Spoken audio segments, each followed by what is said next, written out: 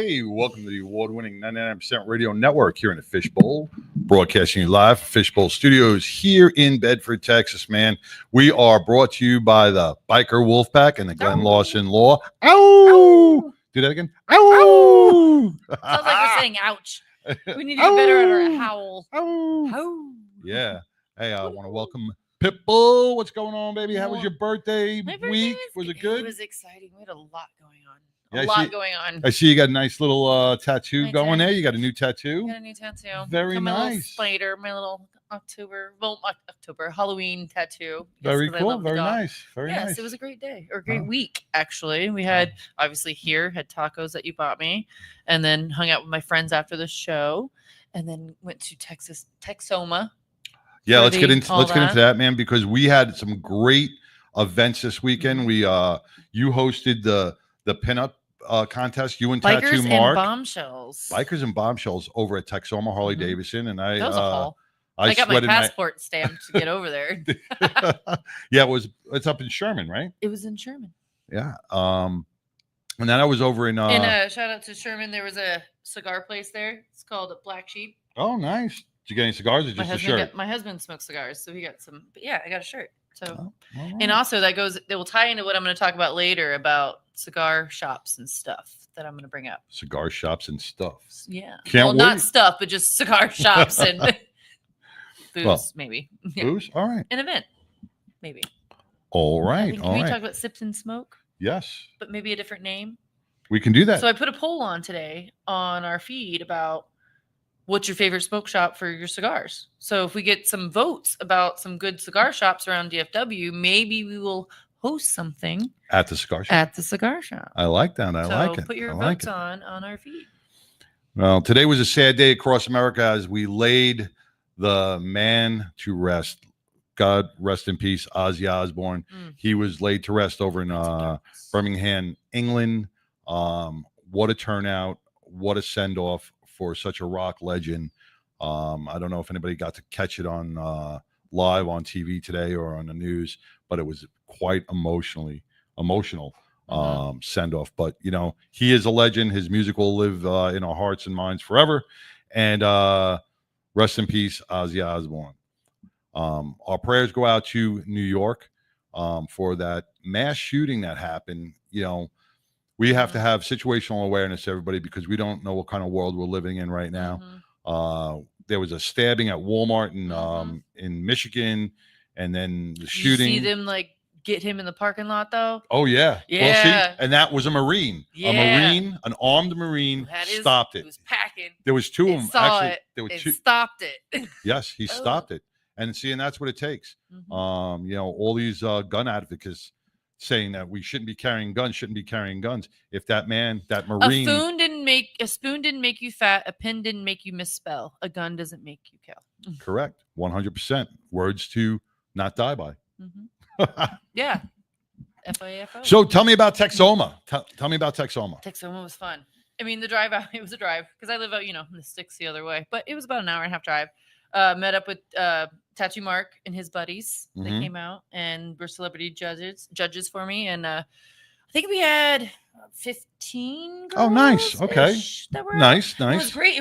I left the house and usually I leave and like have all these supplies because it's usually an event that I'm hosting. Right. But I walked out, I was like, I just have to go. Yeah. I don't have to bring anything nice, but right? myself. It It's was nice. Yeah. So Yeah. I Yeah. just showed up and everything was there and the girls came out. They all looked fantastic.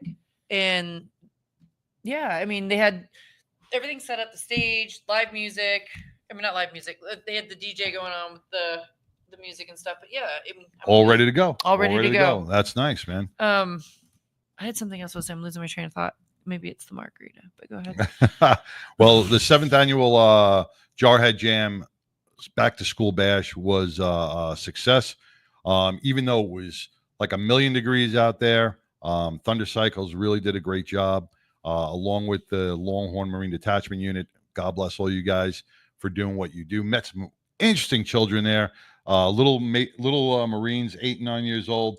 Really, really warmed your heart to see these kids really giving back to their communities, and that's what it's all about. It's where the rubber meets the road. Mhm. We can make a difference together, and that's what the 99 is all about. We're here to make a difference and highlight all those organizations, foundations, bike clubs, Jeep clubs that the mainstream media just won't take hold of. We will get your voice out there. We will share your events. Mhm. We will be there for Talk you to all the us. time, man.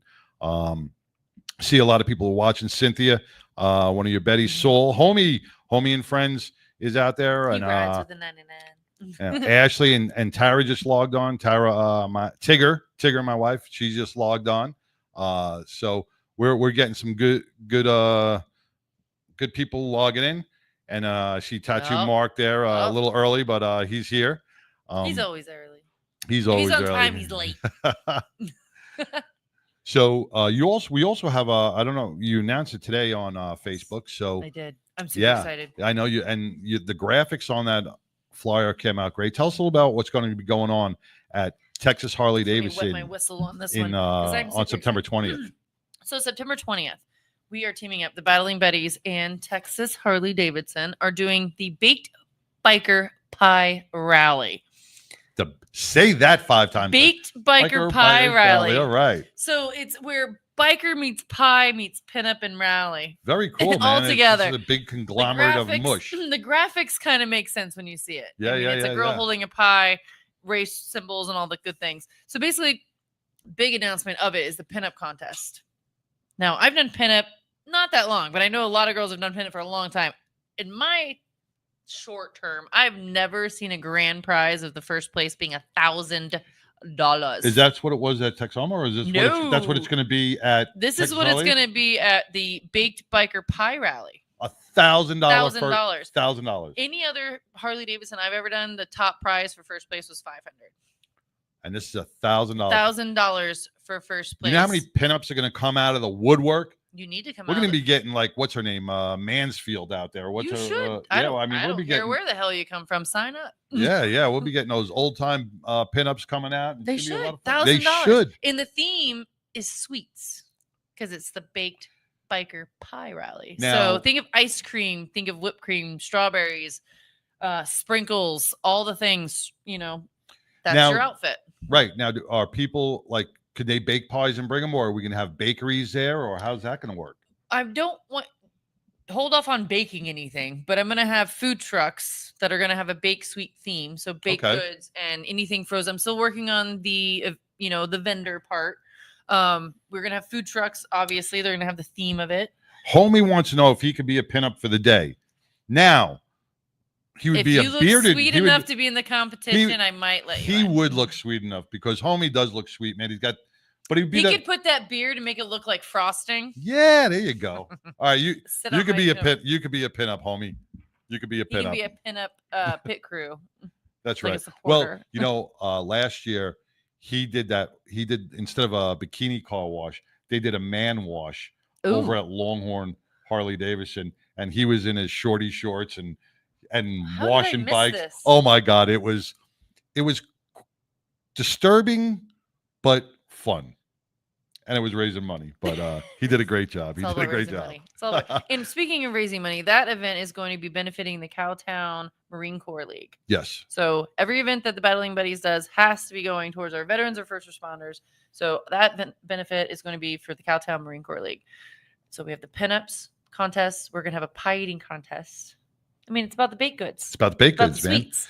And this also changes the stigma of most bike clubs, where it's not always tits and ass.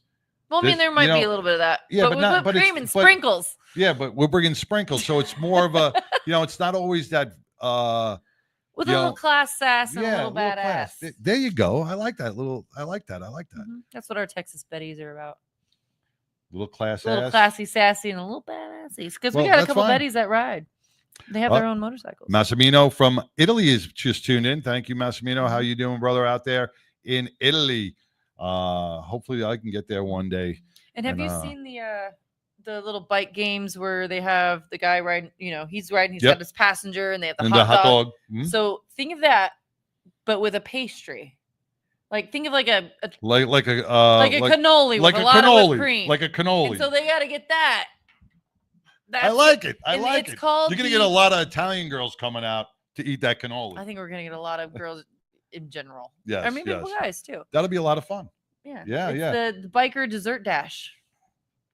Now, are they going to be on a bike or are they going to be? They have to be it's on the bike. It's on the they bike. have to be on the back of somebody's bike. All right. Okay. Google it. I'll show some pictures. I've seen me them. and the ambassador of fun at Harley Davidson have been working on this. So all right. It's that's gonna be a lot of fun. We're just launching it because I had to get over the Beers and Betty's thing first before I could fully focus on this. So now I'm focused. All right. So it's on. Hey, I want to welcome September 20th. Eternal Few, LEFFMC to the feed, man. Thank you guys from Eternal Few for everything you guys do for your communities and your cities and your states around. What an amazing club they are. We got Peter Colley Stitch from the UK just tuned on. An egg Claire would be better to eat on the back of a bike. I'm thinking now, churro. I want to know how Stitch knows how it would be better to eat an egg Claire on the back of a bike. Isn't it Eclair? Eclair? No, egg Claire. Egg Claire? Egg Claire. I don't know. Eclair. He's in potato. Yeah, Eclair, he's across the pond. Who knows? I was thinking a churro with some whipped cream on it. It seems more appropriate for Texas. Yeah, it'd be hard to hang a cannoli. It would be hard to hang. Well, if it's a long, if it's a long cannoli, size does not matter. It does on this. All right. On that note, we're going to take a quick break. We're going to hear from our sponsor, and we'll be back right after these messages.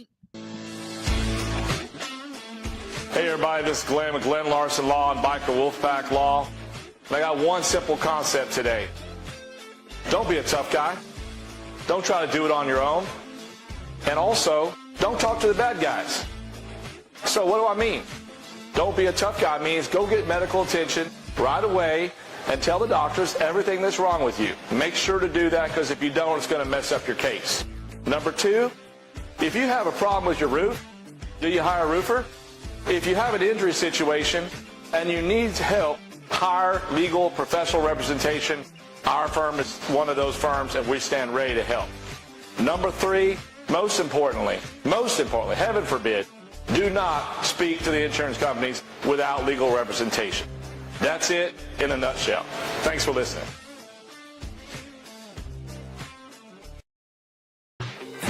Biker Wolfpack Law is a safety organization founded by myself alongside Robert Howell, with the primary focus of motorcycle safety, advocacy for injured bikers, and just general protection for those injured while riding motorcycles in the great state of Texas.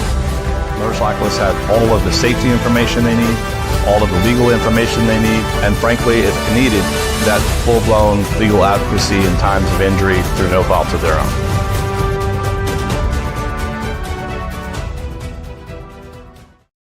Welcome back to the 99% Radio Network.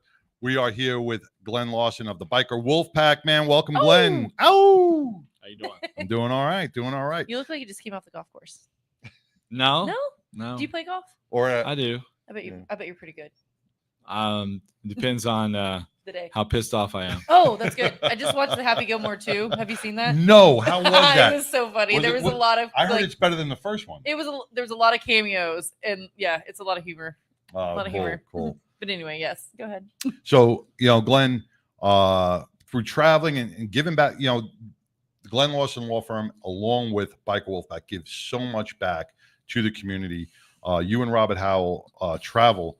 You're just not a law firm, man. You are a firm that cares more about the community than the profits in the pocket, which is what we love on the 99. Sure. And you gave back this week in Austin to San Antonio. Yeah, sorry. that's San okay. Antonio. Yep. To so many bikers who really need an accident class. So tell us a little bit about what you did. Sure. So periodically, usually we try to do between 8 to 12 a year. And it's a little slower in the summer, but actually Robert reminded me it's actually a good time to do a class because it's so damn hot. And nobody wants to ride. Yeah. So on last Saturday down in North San Antonio off of 1604, I used to live out there, and I said, man, what a not a good place to ride motorcycles, in my opinion. That road is just packed with traffic. But anyways, we sponsored a 22 different riders from. There was a young man there was 18, just literally about to buy his first motorcycle, all the way to one guy that I met. This ridden his motorcycle over 1 million miles. Over 1 million miles. Over 1 million miles. That's huge. All the way to Patagonia and back. All the shipped it over to India. Did all that. This is this was a BMW club that was a big group of people that had a lot of off-road bikes and a lot of different components. So it's interesting to learn different things. And what you just said, I mean, this should resonate with every guy, man or woman who gets on a bike. You have a newbie who's just about to purchase his bike. Then you have a veteran rider who has over 1 million miles on his bike. And you know what? It shows that it doesn't matter if you're a beginner or if you're a veteran. You're never too old or too experienced or too inexperienced to learn how to protect But I am yourself. going to ask the 1 million mile rider what kind of seat he likes.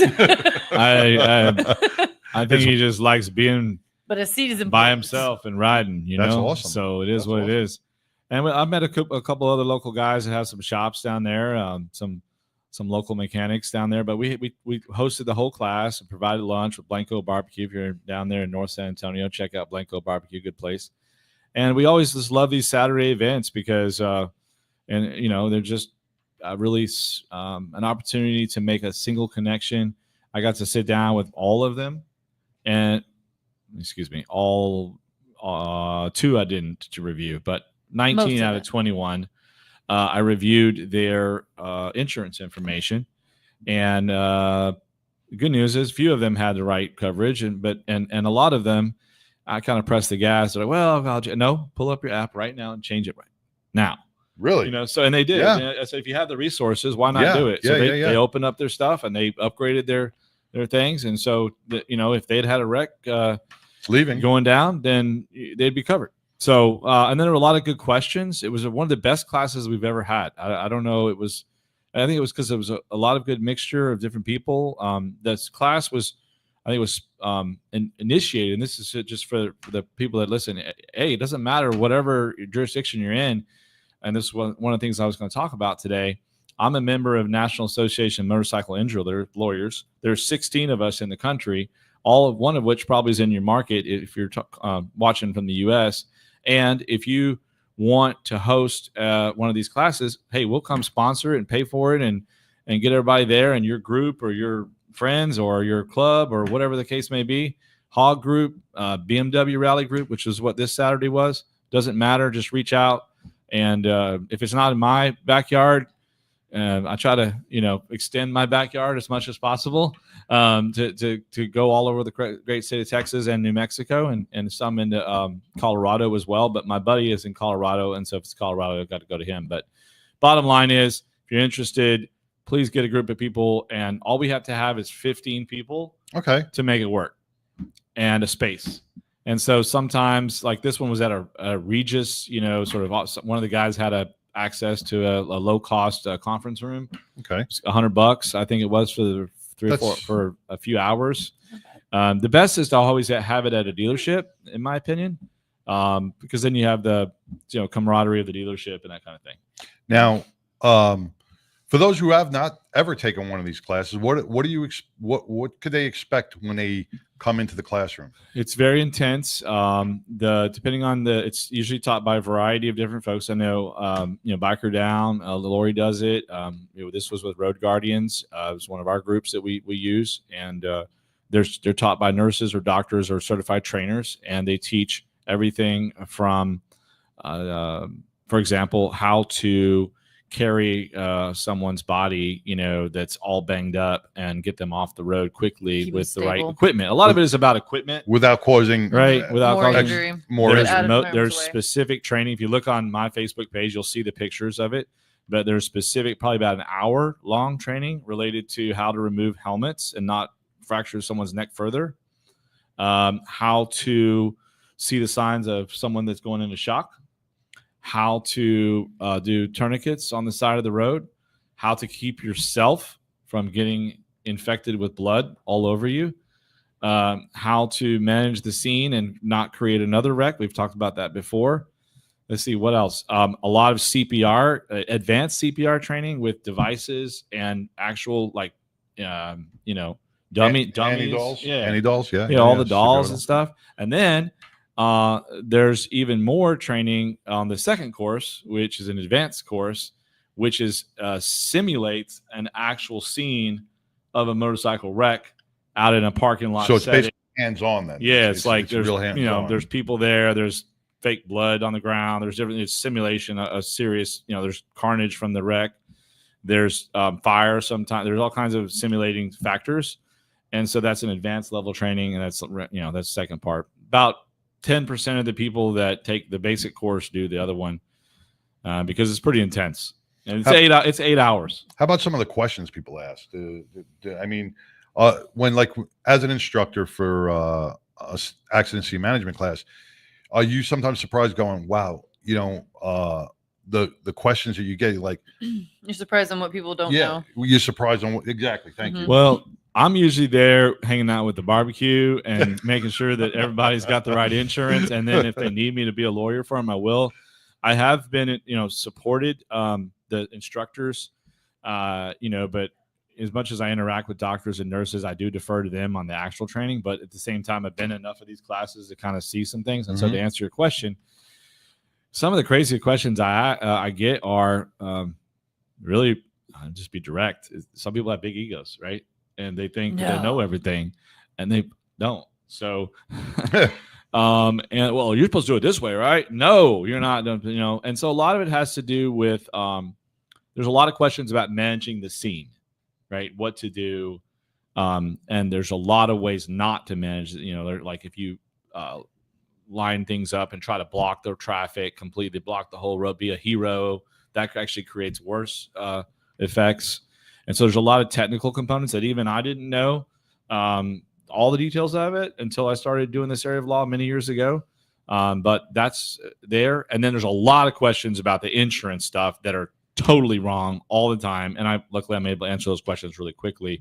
For example, one guy was asking me about, well, I have enough. Look, I have enough coverage. I know I do. I know they want it to be right. Right. And I'm looking at him like, dude, this is your liability policy.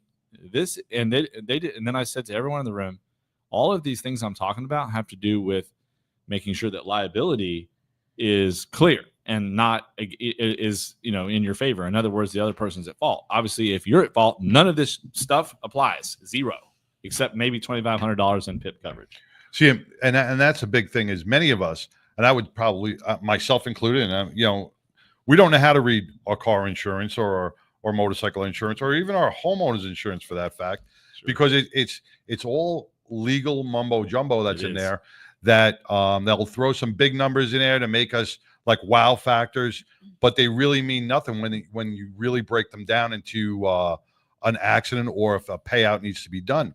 So you need to contact a professional when it comes to your basic insurance or your vehicle or your motorcycle insurance. It also gets complicated because the other question that was asked this past Saturday is this gentleman had multiple. He had lucky guy. He had like 5 motorcycles on his coverage, right? And he had 2 or 3 other cars, and he had all this. It was pretty complex. He doesn't have a wife, right? He's a single guy, probably. I don't know. 5 motorcycles. Either that or he's got an amazing wife. One of the two, right? So bottom line is there's lots of complexity with coverages, and you just stay in your lane and do what you're good at and let us handle the rest of it. Yeah. Well, man, check out Glenn Lawson Law. Go onto his webpage. We share all the stuff from Glenn and the Biker Wolfpack. Set up an accident scene management class anywhere. It'll be beneficial to you, to all your friends, to your club, your riding group, whatever you have. Or if you see one available, go in and see if you can be a part of it. Sure. And ask any one of your motorcycle dealerships out there. They will be able to tell you when the next class is coming and who is hosting and how you can be a part of it. Usually what happens on that, just so everyone hears, if there's a leader of an organization, we usually cover about 80 to 90% of the cost. Nice. So it's very usually the person that, historically, if it's totally free, people won't show up, right? Typically, and that's kind of a marketing 101.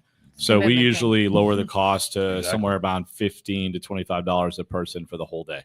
And that's a whole day, and they usually supply a meal. Yep. So it's it's just like going on a regular bike ride. It's $25 for but you're saving a lot more in the long run. Sure. On a lighter note, I'm going to get off on the next topic. I just want to remind people to check out Sun God Graphics. Robert has some new work out there. Sun God Graphics. It's all over Insta and Facebook. It's an amazing product. His airbrush work is getting even better. And he's got some new motorcycle helmets that he's done for some of our clients and some of our contest entry winners. And of course, winnerfreemotorcycle.com. Don't forget to enter the contest. He doesn't only do motorcycle helmets. If you are a hockey fan, he has done some extraordinary work with goalie masks. He will paint any helmet. You got to check him out. I am going to book him this winter because I have a little project for him with my trike. See if he can bring my bike down there and say, listen, you just go to town. I trust Robert immensely with that. So he's going to, he does lots of I'm stuff. just going to give him. Let's say if he can do a helmet, he can do a prosthetic. Oh my God. He can do that. Yeah, you can do anything. Yeah, do prosthetic. anything. Yeah. I mean, it's all about the material you're painting on. Yeah. When we were down in Vegas husband last time, they had them on the street down there on Fremont on a contest, with all these showcase artists. And they basically, if I'm not mistaken, they just kind of give him an idea right on the spot and hand him a thing, and he has to improvise really quick. And they're kind of a battle type of thing. He's talented. He is super talented. What's his name again? Robert Howell, Sun God Graphics. Howl. Well, I can remember the howl. Makes sense. Oh, look, you're not. Look at him. Yeah, really.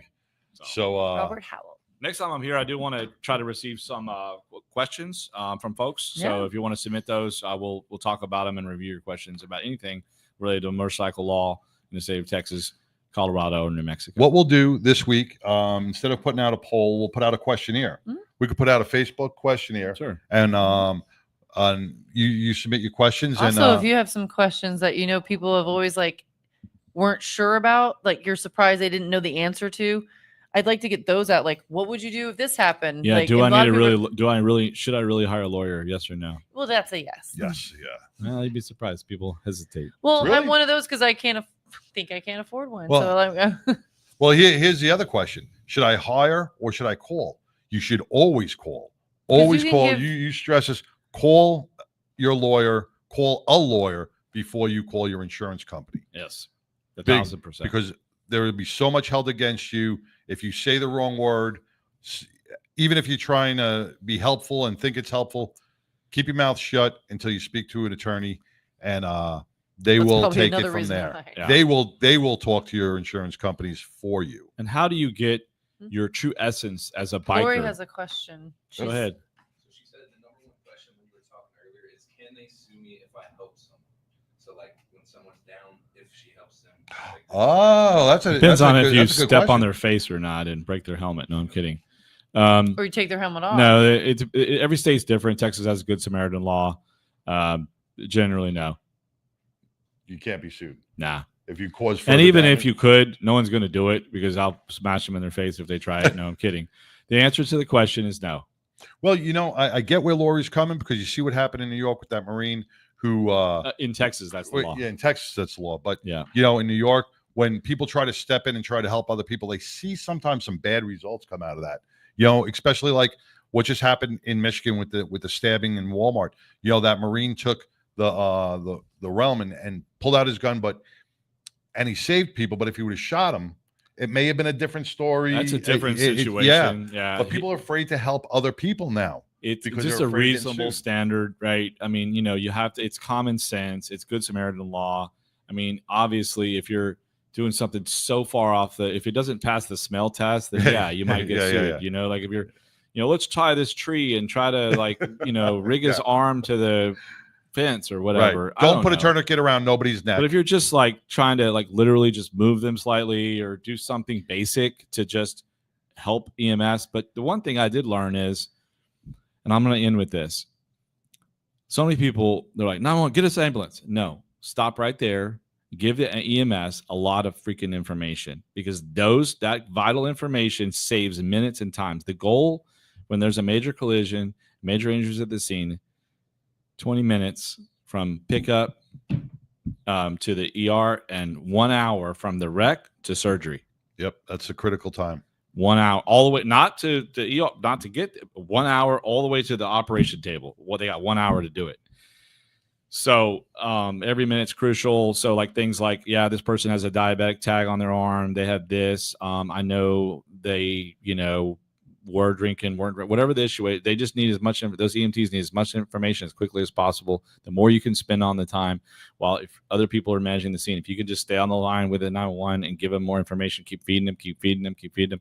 Meanwhile, if the EMT guys are doing their, what they're supposed to be doing, they're listening to that. They're seeing the stuff. They're showing up to the scene. They've got a game plan. They know the guys, high blood glycemia, diabetic, whatever the issue is, that helps. Prepping the hospital with a blood type. A lot of guys are wearing their blood type on their cuts now. Right. To notify them, they can have it ready for when you get in there. Every They don't. They I should forgot. have that on there. The thing I forget all the time, and I forget to do it myself, is to carry one of those deals that helps you do CPR. The plastic. Oh yeah, little pocket mask. Yeah, little pocket mask. Yep, those are really helpful. Get So that at the dollar little store. tips All like right. that. Thank you. Well, thank you, brother. I appreciate it. It was a great class. Thanks to the guys down at the BMW dealership in over by Conroe. No, excuse me, in west side of San Antonio. Thank you. Always a pleasure, brother. Conroe is Always a Houston. I'm pleasure. getting confused. Been traveling too You're much. too clean cut today, man. You really look clean cut. So I asked if you played You look like golf you're today. you look like you're going for your elementary school photo. Oh my gosh. All right, hilarious. Glenn Larson with the Biker Wolfpack and Glenn Larson Law. We're going to come back with Lori Montoya with Biker Down. Stay Thank you. tuned. My name is Art Lee. I invented LifeVac to protect my family. Protect your family. Buy LifeVac now. Thank you, Daddy. That was us over 10 years ago. Now, LifeVac is responsible for saving over 2,000 lives from choking. We started this company in our garage, just hoping to make a difference, because over 5,000 lives are needlessly lost each year to choking incidents. Help LifeVac on our mission to save lives. In the time it takes you to pick up the phone and call, another life could be saved. LifeVac's patented design creates a one-way suction to remove food or objects obstructing airways. All you have to do is place, push, and pull. And just like that, LifeVac can save a life from choking. Quite frankly, I thought I was going to die. The LifeVac saved my life in 1-2 seconds. Get your very own LifeVac now and get 20% off. Visit lifevac.net or call 877-LifeVac. As my personal promise to you, if you order a LifeVac and have to use it, LifeVac will replace it free. LifeVac works on adults, teens, or toddlers and can be ready in seconds and last a lifetime, guaranteed. Best of all, you can even use a LifeVac on yourself, the elderly, physically impaired, or those that other methods may not be possible or are dangerous. In the event of a choking emergency, you could save a life, even your own. Thank you, Daddy. Life is precious and time matters. Choking can happen anywhere. Help us put a LifeVac in every home, school, restaurant, car, office, everywhere. Protecting families has always been our mission. I'm sure you love your family like I love my daughter. Do us all a favor and get your own LifeVac now. LifeVac saves lives. Order one for your home, the office. It also makes a great gift. Use promo code Jackie and save 20%. Don't wait another minute. A life might depend on it. Go to lifevac.net or call 877-LifeVac. That's lifevac.net or 877-LifeVac. Order now.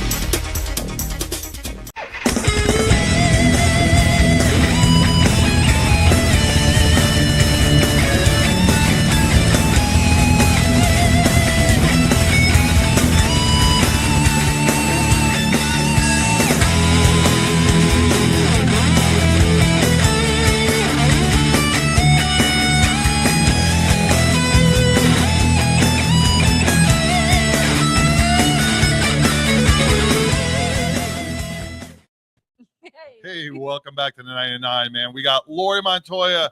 Where in the Where is world Lori? It's Lori Montoya. Welcome, Lori. No, Lori Montoya. Hey guys, how are you? Ooh, Hey, the how you doing? Popo's here. I was distracted. Wait a second. The sergeant's in the house. Popo's in the house. I got my tombstone hat on. I got to switch it up every week. So this is my Awesome. How's it tombstone been hat. going? Right. It's going really well. In fact, I'm really excited. I'm going to get to spend a lot of quality time with my daughter up at the Buffalo Chip. She's got her antler and crown booth. So I'm going to get better at my craft, and we're going to be making some hats, and I'm adding the Harley and the motorcycle flair to her already successful business. So we're really looking forward to it. Yeah, I love them. Thank you. I tell them I appreciate that. Tell them that Texas will do a private party. I wanted to just make a couple comments about what Glenn was talking about with the accident. What I was trying to say is Oop, you're cutting in and out, Lori. Cutting out a little bit. I You're lost cutting in you. and out. One of the number one question that I get asked in accident. One of the number one questions I see in the accident scene management class is, can you tell me about the Good Samaritan law? Because I am afraid to render. So if you're going to go MacGyver on somebody, don't be putting, a big pen through their esophagus. And things like that. But, in a world, so if you're rendering proper first aid, trying to stabilize somebody and things like that, and sadly the biker passes away, you're most definitely not going to get sued. But we all know that you can sue Mickey Mouse if you want. And so people really are concerned about what's their liability factor in rendering proper first aid. So that's usually one of the biggest questions that we normally see when we're in that class, is really understanding, if I go to help, can I lose everything that I own? So do you get that a lot? Just wanted to throw that in. And then I also wanted to say, if you go to Biker Down, you get everything that you all were talking about, meaning that breathing barrier, which is very small, and they come in, you can buy them in, like for your group, you can buy them on Amazon in groups of packs of 20, and they're just nominal. I think these are like $1 a piece, but when you are doing breathing exercises and things like that, you may know the person, but you don't know the person. So having those kind of things on your keychain or your bike chain is really helpful. Or you do. Or you do know the person, and you don't want to lock lips with that person because you know and stuff. So as I always say, the cost of this bag is $14.99. A lot of people say, "Oh, well, I can make." You guys are being naughty today.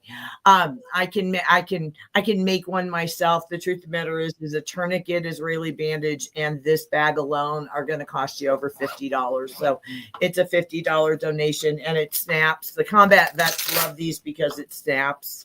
So you can put it on your sissy bar, even if you don't have room in the pockets of your bike. So, and it lays everything out.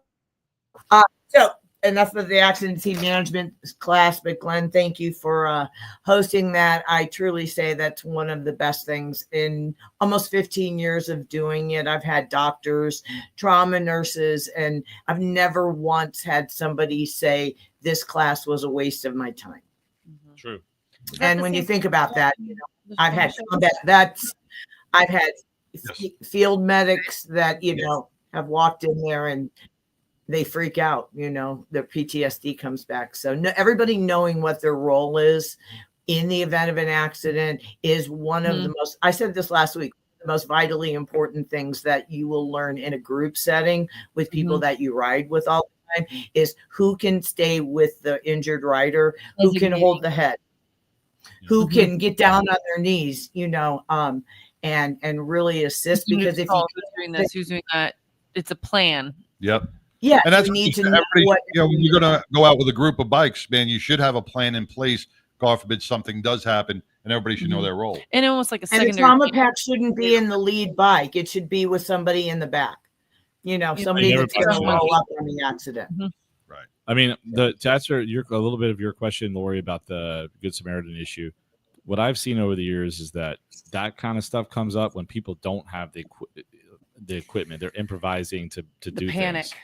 And so if you have a trauma pack on you, I mean, generally speaking, and you're just, with staying within reason of just following that. And if you've taken one of Lori's classes or one of the other classes that we do, then you really are, you do have sort of a certification. Mhm. No, Right, not right. sort of. Well, You the have a panic level certification. goes from here Yeah. to way down here because So you have you're more protection. prepared. Yeah.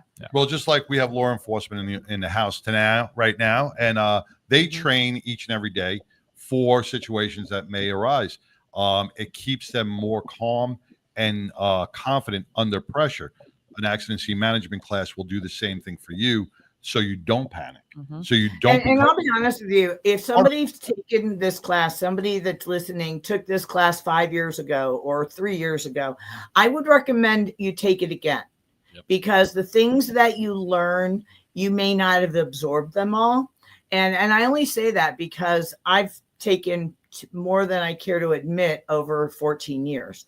And I always learn one thing that I hadn't recalled and stuff. And so, you're right, having that confidence level. And again, understanding what everybody's roles are. I'm sure that Glenn or whoever was in charge of that class sees somebody go down, try to move the body. And then he's like, oh no, man, I got to get up. Well, that's not your go-to person. That's now somebody that needs to secure the scene, somebody that needs to get witness information and things like that. So it really is super, super important. And I just can't say enough of good things about the program that Vicki has put together. And just FYI, I host Road Guardians accident scene management class. I don't have my own. And I'm very honored, that Vicki and I started about at the same time. And she's my very good friend. So I look forward to seeing her. She's doing some mock classes at, I think at the Buffalo Chip, to promote accident scene management. So with that being said, Lori, that's what I was going to bring up real quick is, Glenn brought up the advanced class where it's basically hands-on. They have the accident scene set up, some fake blood, a down bike, a person. You guys doing the same thing when you talk about mock or simulation drills, correct? Yeah, but Glenn, you're going to get in a lot of trouble from Vicki for saying what's in the advanced class. Oh, okay. Well, what's so important I'll talk about to that? Vicki directly about that. No. I'm just saying she usually doesn't want students to know that because it takes away the element of surprise. Well, here's the deal too. What's good about that is that what we learn at the table in class, is so different than when we start dragging somebody across the floor or applying something. You could tell someone how to apply a tourniquet 1,000 different ways, but until they're doing it and their hands are slipping because of blood or a bone is sticking out, it is a different atmosphere. So I like the point of, that's just, my issue, and I want to get back to make sure Lori has her time, is that Lori, I'm grateful you mentioned this because I'm always learning new things, and I just learned something from you. I think that I need to really kind of make sure that someone that is coming to that class isn't coming because they just lost someone, the month before or whatever. And I really need to really be more sensitive to the potential PTSD triggers that likely would happen. And so it's even Vietnam field medics. It's somebody that was in Afghanistan. It's things like that because, again, I've had people that were previous field medics. And so those are the ones that are always challenging the instructor with the knowledge that they have. That's different than the outline of the program. But then you get into that advanced class and all of a sudden you see them immediately freeze. And I hate to be sarcastic, but then you're like, oh no, you were Mr. And now everybody's running circles, but it comes from a place of seeing way too much. So but you'll find a lot of people are taking it because of the helplessness that they felt when someone that they knew went down. And so that's one of the reasons now that they are saying, I care about my riders. I want to know what to do. And then you get that distinct moment in time when they've come in, they've given up their Saturday. They are sitting there going, okay, oh, really? I need to now really think about insurance. Because if you tell me you have full coverage, and I say it every time, if you tell me you have full coverage, you just told me you care more about your bike than you do about your family.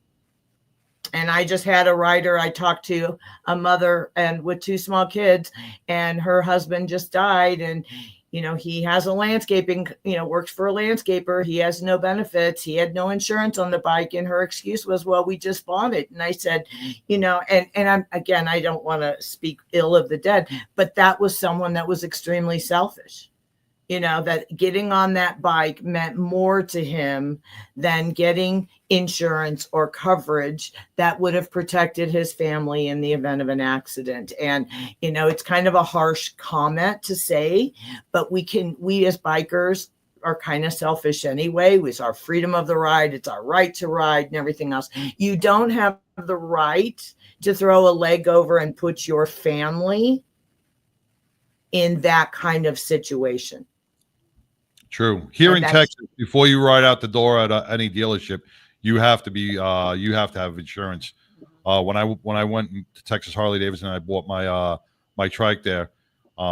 I had to have secured insurance before they would even let me leave the dealership. Yeah, but you buy a bike off of Craigslist or from a buddy or someone in your group, and I was just riding at home. You know, it's there's no excuse. The same 2-step use your app process that Glenn was just suggesting is the same process. You say, hold on a minute, buddy. I'll give you the money. Let me call my insurance company. And you call 1-800-INSURANCE. There's absolutely zero excuse that will fly with riding and throwing a leg over on a bike that has no insurance. I didn't even know Craigslist still.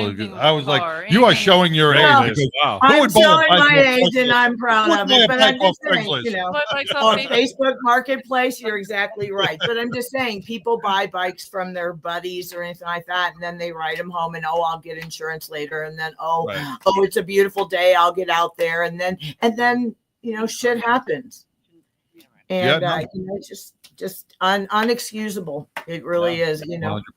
100%. So in reference to today is my last day, tomorrow morning we head to Sturgis. Whoop whoop whoop whoop. Yeah. All right. How long trip from Colorado to Sturgis? Oh, it's only 6 hours. That's why so many Colorado people go every year. It's a fairly nice ride, and we'll be there from Friday to the following Friday or Saturday. So yeah. Nice. So if anybody knows anyone, even Glenn, if you should have one of your people in your client base that needs assistance while they're in Sturgis, you know, please reach out to me and let me know. I can go by the hospital. I can visit with them, whatever y'all need. Anybody that's listening that hears of somebody that goes down, please have them go to bikerdown.org. We also have a Sturgis accident and incident page that's growing pretty rapidly. And if you need assistance, I will still say that since last week, I still put out the membership information on the motorcycle towing. And I'm going to tell you all again, you do not want to break down and try to get your bike back to Sturgis without true motorcycle towing. So I will post that link again. There is, in fact, I hate to make this a Sturgis update, but 385, which is normally from like Deadwood all the way to like Hill City and things like that, which if you've been there, you know what I'm talking about. It's one of the main drags that is under, they've stopped construction, but there's going to be a lot of gravel, a lot of 1-lane roads, and it's going to be quite the cluster. So as we've mentioned in several segments, you know, please understand your turns and your curves and really shift down on your bike versus you know, white knuckling your brakes. There's not a lot of area to go. And you can go on motorcycleridernews.com, which is a online newspaper that I own. And I just did a very large article about all the construction and things like that you need to look out for. And last but not least, we need to talk about hot weather riding. Because not only is it hot, but then the hot weather turns into storms and hail. And the one thing I can tell you guys is if you've got a little residual income and you're riding in an all year round community, I got this 2 years ago. It's called Thirsty Rock. It's an amazing hydration tank, and I make no money from this. I get no clickbait, but I met this woman in Sturgis 2 years ago, and I did an article about it. But this is a wonderful little tank, goes right on the tank of your bike. So it's not one of those packs, that you end up looking like a sport bike guy. It's got a great device where you can drink. The other good thing that it does, and I don't know about you guys, but when you're riding in really hot weather, your phone starts to overheat. You can when this is cold. Yeah, you can put your phone in here to stay cool. And this just straps to your bike. And really, hydration is the number one thing in the hot weather that will ruin your ride and can, there's a difference between, what is the word? Heat something and heat stroke. Heat stroke, heat exhaustion, or heat stress. Heat exhaustion versus heat stroke. So something like this, or really, great amounts of water, even in that trauma pack, carry like 2 or 3 the cold compresses that all you have to do is click so that you could cool down the body temperature of a biker. Try to not ride midday if possible, ride at night or in the late afternoons, but then you got to watch in the afternoons because the animals are sleeping and staying in the woods when it's hot, and then it cools off, and then they go to graze, and you can't sue a deer. I'm Actually, just telling y'all, done you it. can't. No, you can't. I had A female deer? I once Female deer? had a situation Ah, where Someone make some venison. a place that a place that hosts African animals, like one of these safari hunt places. Okay. The animals, the people negligently, in my opinion, knew that the animals were kept on getting out in these high fences, and it didn't contain them, and they got out on the road and caused this So you can huge only wreck. sue the So fancy I didn't deer. actually sue the deer, but the owner Only of the deer. Owner of the employed deer. deers. Owner of That's the right. deer. Yeah. Because Only if he- employed it- deers. You know, can that's be gonna make me sound like a damn fucking ambulance. Excuse me, damn ambulance station. I'm not. Well, To be And I'm clear, not allowed- Apparently, you can't sue a free deer. How about that? We'll just There say you a go. deer A that's free-range running deer. wild and things like that. But you can sue the owner of the dog, and you can sue the owner of the cows and things they were like that. found neglect. and to be Neglectful. clear, it was an insurance claim, and the insurance company did the right thing on that case because the Yeah. deer went through the person's windshield and into the motorcycle behind it. So hydration is super important, and also remember that less clothes isn't better for Yeah, I your for dehydrating. It really, people are like, oh no, man, I'm just going to wear Nipples my bite your lip on that one. because that'll actually make you sweat and dehydrate faster. And, with the clothing that they have, and I used to sell Technic motorcycle clothing, the vented clothing is really, really good. And there's really great cooling packs now that you can wear. And, I'm not trying to double people's apparel budget, but I'm a woman and, just having the right things. I mean, Yeah, you're a you little. saw on my Yeah, fishing shirt, I'm not wearing. It. No. I'm just saying. I mean, They don't pay us. We're not advertising. I'm like, I'm already a dad enough. Okay, like it's what it is. but He's I'm just waiting saying, for his really elementary watch. school photograph. You guys are bad. You guys Hey, are very listen, naughty today. Lori, one thing on the hydration, people. I mean, just to use Sturgis, I just looked it up. I knew it was higher in quite a bit of elevation. It's 3,500 feet in elevation compared to here. So, it appears that you're just like cruising through Nebraska and no big deal, and it's kind of flat. No, the whole time you're going up, right? So, for every couple 2,000 or 2,500 in feet, that for consumption of alcohol, that it definitely affects it. But mostly for hydration in general, it affects it. So, and especially if you're going to other places with 9,000 and 10,000 feet, your hydration level needs to be tremendous.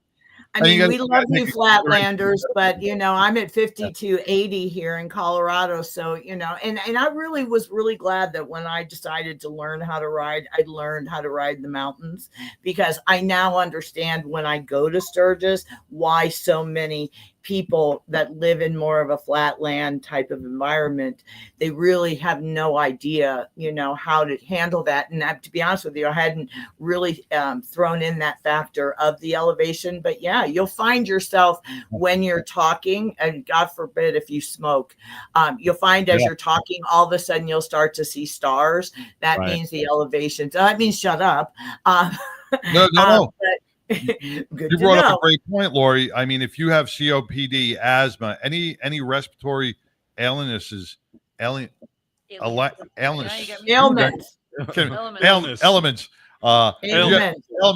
if you have any of those can seriously affect you when you get certain elevations as well. And before you know it, you're riding on a highway and you can't breathe, and now you're past. Yeah, and there is something called, we have them all over in Breckenridge and Aspen here in Colorado because so many people come here. But there's something it's like a can of air, and it's about this tall, and you can get it at almost any 7-Eleven or anything like that. And you keep that, if you start to feel once you're up there, get that can of air and keep it by you so that you can, pull over is my biggest thing. If you're starting to feel any type of way, swallow your pride and say, dude, I got to get off the bike for a minute. I've got to hydrate. I've got to catch my breath or something like that. And a can of air. So, because I represented a guy who didn't hydrate, and he was a truck driver and also a motorcyclist, and went to Sturgis. And, sitting down for that long, what happens? Blood clots, right? So I'm going to try to get a couple of doctors I know that are bikers to maybe participate and give us some real medical information about how to watch out for the signs of DVT and deep vein thrombosis and other types of problems that come from blood clots. And I have some people that I know that have been victims of that, and it's really serious. So please stop and read those historic markers and stretch your legs for a little bit. There you go. Okay. There you go. Please. Don't pet the fluffy cows.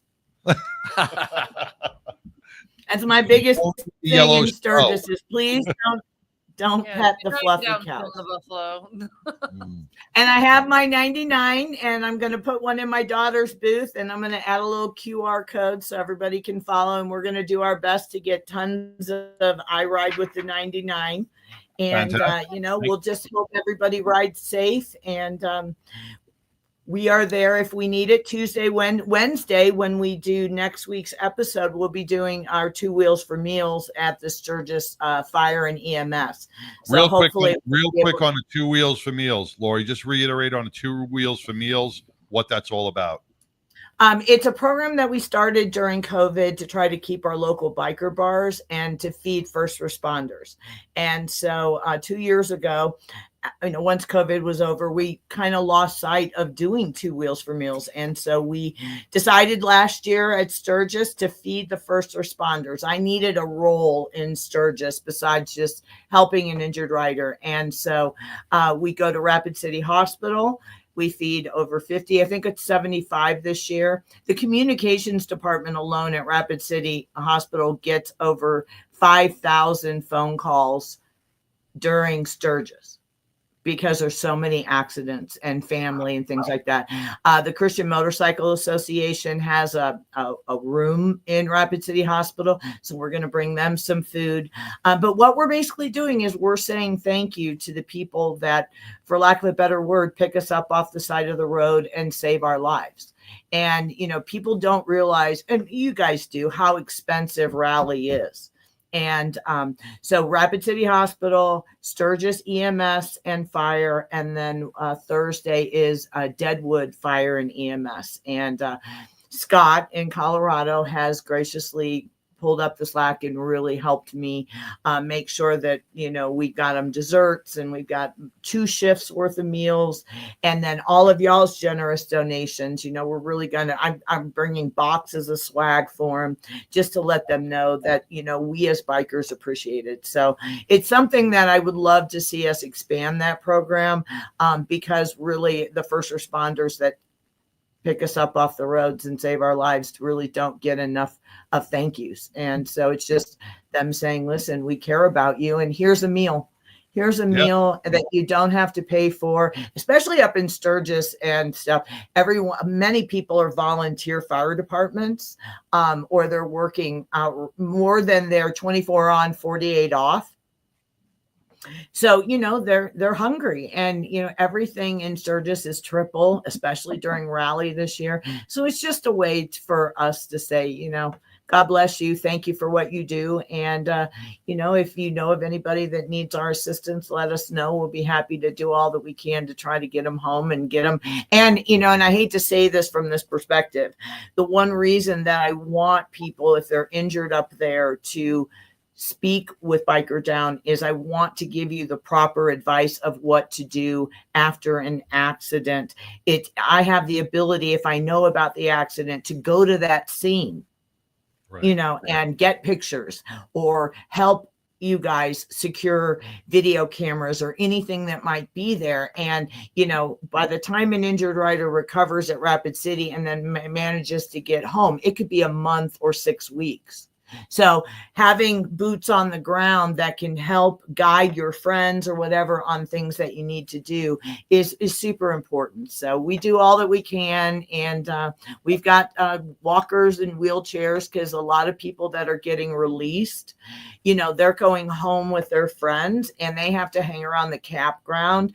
And you may get crutches, but we have some walkers and wheelchairs that we'll loan you and stuff like that. So we'll do all that we can.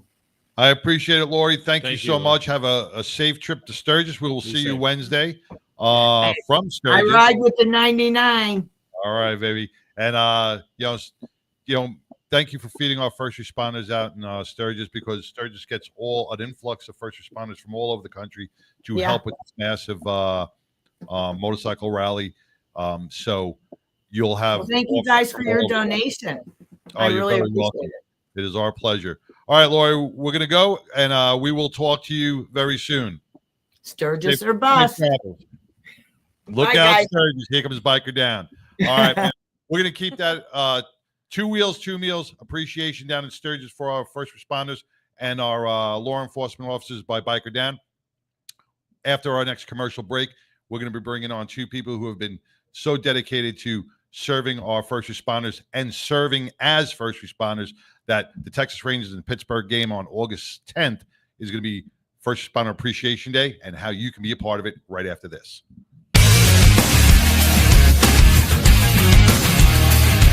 Hey everyone, my name is Alex Arkangelski, CEO and co-founder of Break Free Technologies, and this is Break Free, a motorcycle helmet accessory that easily mounts to pretty much any motorcycle helmet out there, and it's the simplest way to improve your visibility day or night.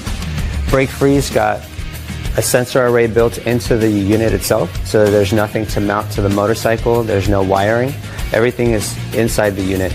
It's got 100 ultra bright LED lights that light you up during the daytime and nighttime. Anytime you slow down, Break Free activates, no matter how. Engine braking, downshifting, regular braking, emergency braking. You slow down, it turns on. Break Free is a small company. We're only 4 co-founders and 1 employee at this point, and we're all passionate motorcycle enthusiasts. We love riding, and we've created this product for our community. We wanted to make sure that motorcycle riders are safe and seen out there on the roads. We saw a huge need for visibility, and that's why we've created this product.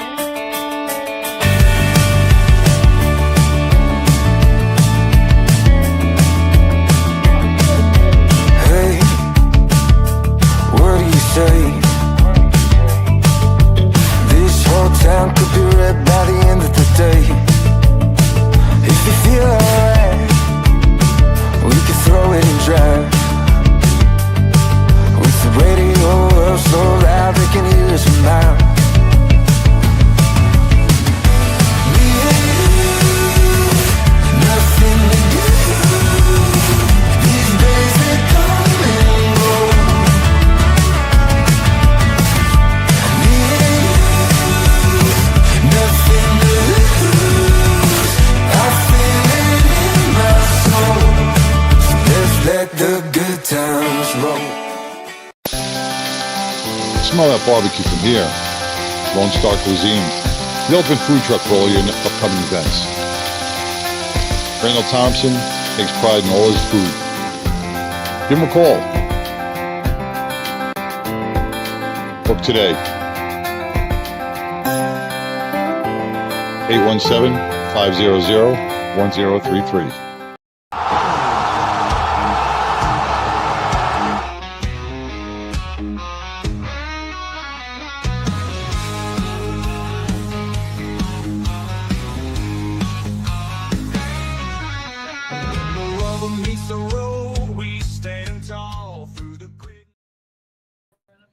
Oh, Hey, welcome. Hey, we're all yapping here. Looking at a delay. There was a delay. Hey, welcome back to the 99, man. It is Law Enforcement and First Responder Appreciation Day here in the Fishbowl on the 99. Women. When we talked about Lori Montoya going down to Sturgis and really helping out our first responders with 2 wheels and 2 meals. That is wonderful. But today, right now, we have Maria Alvarado. Alvarado. I always mess up your last name. Alvarado. Potato. And MIsty McBride, both with the Peace Officers Angels Foundation and Guns and Heels. Is that Guns an and organization? Heels? Well, Guns and Hoses is Guns and Hoses. Oh, I was Hoses going is to the say, what is she boxing. saying? Yes. But Guns and Heels is actually a hunting group with some ladies that are first responders and military that we go and do hunts. Oh, every year. Guns Very and nice. Heels? Oh yeah. Well, I want to hunt in some heels. you want to hunt in heels? Yeah. Get you some camo heels. I mean, I used to hunt. I actually did, so it'd be kind of cool to But then you landed Springer, and then now you don't have to go hunting that's anymore. true. There you No, go. I used to go boar hunting and archery. I'm an archery hunter. Okay. I used to Look at do- you. I know. You used to do things. I have 2 older brothers. My dad was, a big hunter. You used to do things, and you got Used to do married. stuff. and- Then I stopped doing stuff after college and I got lazy. Well, we're going to start off with Maria. Maria, me and you have known each other like forever, since the days of Mad Radio. Since the days of Mad Radio when we were with Megan here. So that you're not a first-time person on the show. But for our listening audience, tell us a little bit about the Peace Officers Foundation and what you're all about. Okay, thank you. Yes, Peace Officers Angels Foundation is now divided into 2 regions. We have the Southwest region that is manned with Luis Farias. He's a retired chief that was critically injured in the line of duty. So he's got Southwest. And then we have Northeast Peace Officers Angels region. And that is Paul Keith with Little M. And then I'm just an advisor now. I kind of retired a little bit after 14 years, so I needed a break. And these gentlemen are really doing a great job of supporting, engaging everyone to connect with us and still keep helping all of 254 counties in Texas. Now, what does the Peace Officers Foundation do for our injured and fallen officers? Okay, we have our applications online, and they can fill that out. We, as long as they meet our criteria, we send a check. And then we also help out during the Christmas holidays because we have a lot of our officers that are still, workman's comp only pays so much, as you know. Right. And so they need the help. And so we send another check during the Christmas holidays. We also have scholarships that we present to our children of our injured officers that POAF has assisted throughout the year. You do wonderful things. And once again, like I said, if it wasn't for so many organizations such as yours across the globe, because when an officer gets injured in the line of duty, and like Maria was saying, workman's comp only lasts so long, or money doesn't come in fast enough, and your mortgage, your car payment, your phone, your gas, your electric, your food, life goes on. Yes. Life's not going to stop because of your injury. The bill collectors are going to keep hounding you for that. And this is where so many amazing organizations such as the Peace Officers Angels Foundation is so important to our men and women who serve us each and every day. So once again, I want to thank the Peace Officers, and we're going to get into what's coming up on August 10th as well. Misty, how are you? Good. How are you? I'm doing well. Now, you are part of the Peace Officers Angels Foundation, and I didn't want to touch on this too much, but I want you to tell us a little bit about your story and how you got involved. I was involved on July 7th in 2016, whenever the Dallas 5 shooting happened downtown Dallas. And I was out for a couple of months, went back light duty, but I was out a total of a year. And the bills, they do stack up. Workman's comp only does carry so much. And Maria reached out to me and kind of explained the organization and helped me out. And I started going to the Ranger games and their other functions, and just kind of getting involved with it, and thought this is a great organization that helps. You don't get lost. They don't forget about you. Maria calls me all the time, checking on me. So it's just a really great organization that helps out. And this is just, this is just not here in Dallas, Texas. This is across the whole state of Texas. Mm-hmm. And this is what your volunteers do each and every day for our men and women in blue who serve us each and every day. So the Texas Rangers have been a big supporter of the Peace Officers Angels Foundation. And I think I went back almost 10 years, right? Oh, yeah. Maybe 13, longer. 13 years. 13 years. Yeah. The Texas Rangers has been hosting a first responder appreciation night. So tell us how that is and what to expect on August 10th. Okay. We've got a great lineup with the pregame activities. In fact, we have our honor guard. We usually get people from around the Metroplex, but we decided to reach out to the Kerrville where the flooding was. And so we've got members from like Williamson County, Kerrville, Hunt, and they are going to be coming to the game and being part of our honor guard. Wow. So we're all excited about that. And then So these are the people that were doing the rescue efforts? Right. Yes. Search and rescue. Oh. And we've got, I reached out yesterday to the Ingram Fire Department. They've really been out there because they're right on the Guadalupe River, and asked if a member could come and catch for Misty while Misty throws the first pitch. So we're all excited about that. We're all You excited warming up? about having I've been practicing. Are you gonna go old school like fast pitch softball? Or are you gonna go overhand? We got a whole thing. I'm gonna do the overhand. Overhand. They're like, don't do it underhand. Don't do it like that. That's Don't like throwing just a Wind up grenade. like you do the whole leg up, Yeah. Gotta rub my hat. Yes. You get the whole wind up, check off Yes. a few signs. So. Yeah. So Point to the crowd. Yeah, I'll be like, just go over there.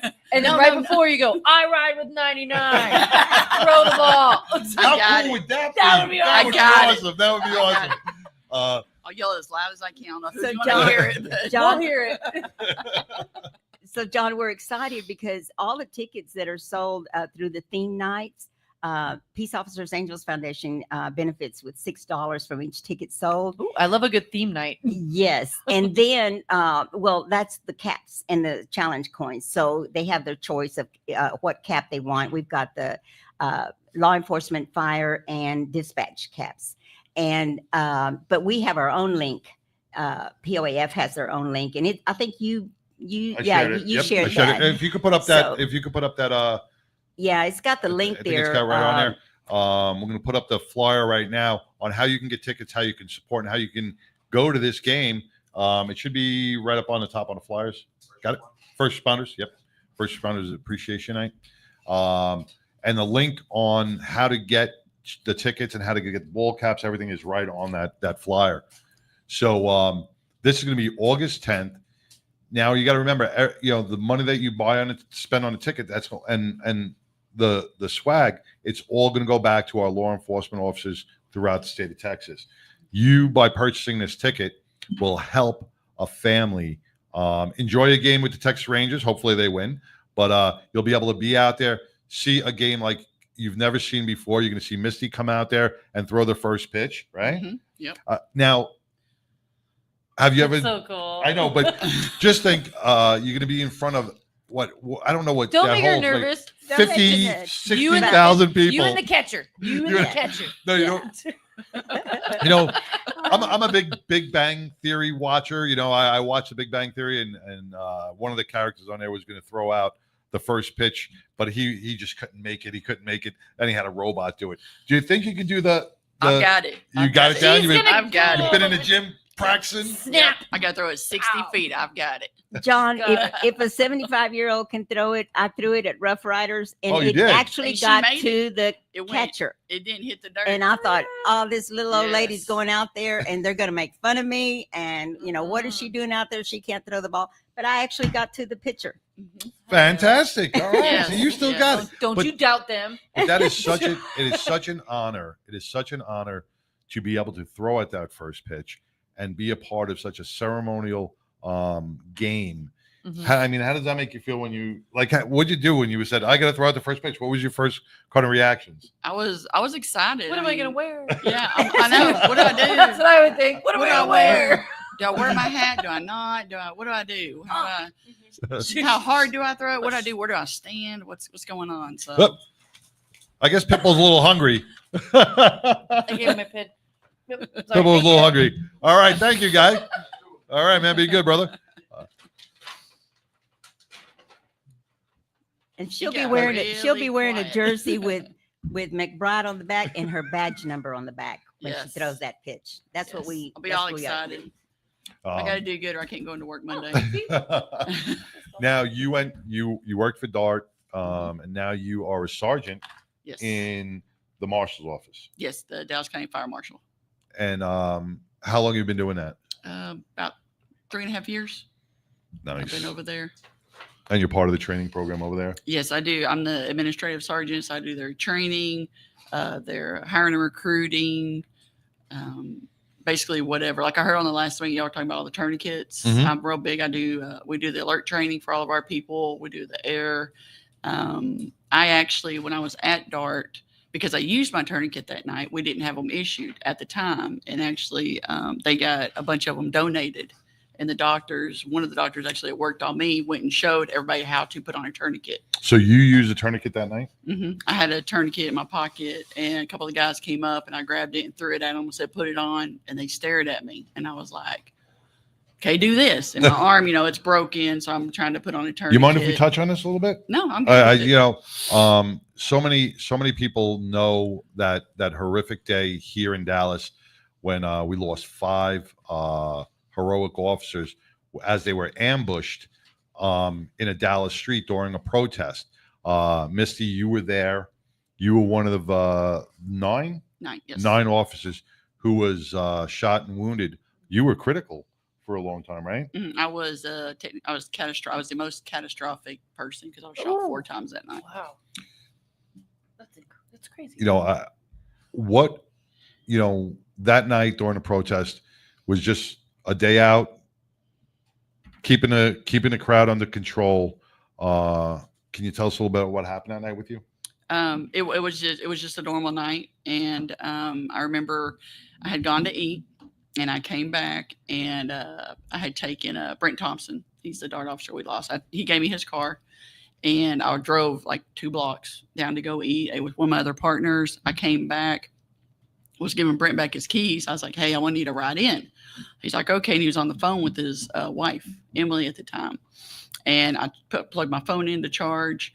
And I was like, "Is that Emily?" He goes, "Yeah." And I was like, "I love you." And I walked out the door because she was an officer too. She was a day shift officer with us. With DART? With DART, yes, in downtown. So she was at home. Said, "I love you." Walked out. Walked one way. Brent walked the other way. And that's the last time I saw him. And walked outside. Found one of my other partners, and we were standing on the corner talking about protest and marches, and we were actually talking about the MLK marches. And then we heard some pops, and we were kind of like, "Oh, what is that?" And then we heard more like, "That's not firecrackers." And myself, my partner, were running down one side of the street, and I looked over, saw 3 of our other officers running down the other side, and I got popped. It felt like I got popped in the arm. So did you even see the gunman at that point, or you didn't know where the bullet came from? I saw his car, but my partner saw him. But we were literally just running towards the sounds of the gunfire. Running to the sound. Right, Yes. right. Running, yeah, which is what our first responders do each and every day. They run towards the danger while others run away. The first shot hit you? I think the first shot hit me in my arm because I felt like you know, when you're a kid, you get frogged. Felt like somebody punched me in my arm. It flew up and then just started burning. Like somebody's holding a lighter up to it. And I remember I looked up and it felt like I was in a baseball field. Like it was all so bright. And down there was one line. I was like, nope, I'm not doing it. Oh, man. And I turned around and threw myself on the ground and started dragging because there's a huge, it was at Rosa Parks Plaza. There's a huge bronze statue. And I started crawling towards her. I'm like, where was your partner Rosa's at this fixing to point? go and save my butt right now. Where was your partner that you were running with? He had gone, he was probably 10 feet away. When I started crawling, he ran up to me and I saw these massive calves in front of me and probably size 17 shoes. And I knew exactly who it was. And I was like, Chris, get me up. Something's wrong. Get me up. And we were running because so that first shot knocks you off your feet. Well, that's the only shot I knew. Oh, okay. That's the only thing I knew. So it did. So I was crawling and he picked me up. We were running. And then that's whenever he was like, he saw my arm, started doing pressure. I'm still yelling at people to get away. One of the other officers shot and still doing your job. Still doing my job. God bless you. God I bless won't you. say what I was telling people, but let's just, I was very effective. And then another officer ran up. I pulled out my tourniquet out of my pocket, threw it at him. I was like, put it on. On you. Mm-hmm. Still yelling at people to go. And they couldn't, neither one of them had been trained. Wow. So I showed him, I grabbed it, I put it on, put it up so far. And I was like, keep pulling till you can't pull anymore. And he's like, this is going to hurt. And I'm like, I can't feel anything. So, they finally got it on. It was slipping because of the blood, the fluids and everything. So they got it on. They put me, my partner I just ate dinner with, pulled up in the squad car, put me in the squad car, started driving to the hospital. And I showed up and I got out of the car. And of course, I'm walking in like this because can't move my arm. And walk in the hospital, and I had probably 40 people staring at me. And I was like, can I get some help? And they're looking at me. What, was the hospital even put on alert that you guys were coming in? Yes. Oh, Baylor, okay. Parkland, they were all put on alert. And I came by squad, so I was actually the first one there. And of course, I walk in, I'm 6 foot. I walk in, I get somebody's like 5 foot staring at me, looking at me going, girl, I feel you, I'm 6 foot too. Yeah. And they're looking up and she. And the tall girl say? Yeah. And so she looks at me and she goes, follow me. And I'm like, okay. So, and then they started working on me. And then, of course, cutting off the uniform. They found the bullet that I was on my stomach that went through my vest. So you were hitting the belly and you didn't even know it? Didn't know it. Mm-mm. It went through my vest, through my stomach, and it didn't have enough velocity to get out. So the bullet was actually laying on my stomach. So when they cut everything off, the doctor's like, I'm like, what are y'all doing? I'm hurt. What are y'all doing? I'm up here. Up here in the shoulder. Yeah, this is kind of hurting right now. So they're like, ding, ding. Yeah. They're like, what is this? So then they did that and then kept doing everything. And by this time, I could hear all the commotion of them bringing everybody else in. Right. So, and then you were with Brett. When did you hear about Brett? I remember I went in for a CT and CAT scan. Mm-hmm. Whenever I came out, of course, being a 6 foot female, we don't fit in them tiny little donuts. No. So that got hit. So there was some more, usage. And I remember coming out from around there and they were putting me in a room and I heard Dart had a 27. There was a DPD sergeant standing there. He said Dart had a 27, which universal officer down. Oh. I didn't know who it was at the time. I didn't know if it was one of the guys that just saved my butt, and got me in there, or who it was. And then went to surgery later and still didn't know. But when I woke up, my aunt was there and had told me, like the first two things I said was, hope nobody videoed me do anything stupid. Keeping your sense of humor. Yes. I'm like, no telling what I was doing. And and where's Emily? So I'm thinking when I was out, that's how I found out if Brent came to me or if I overheard somebody or what. But that's kind of how I figured out. And then, when I finally woke up and could remember stuff, then everybody was talking about Brent.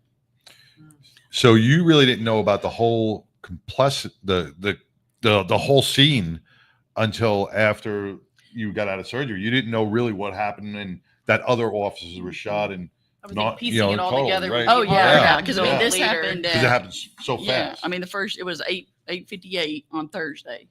And then I had my surgery actually on that Friday morning late because Lauren Aarons had come out and then he had to go back into surgery and he actually passed on July 8th. So I had my surgery afterwards and I really don't remember anything until that Friday at probably 7:00 at night. So I was a good 24 hours before I found out what had happened. And then everybody was telling me about everybody.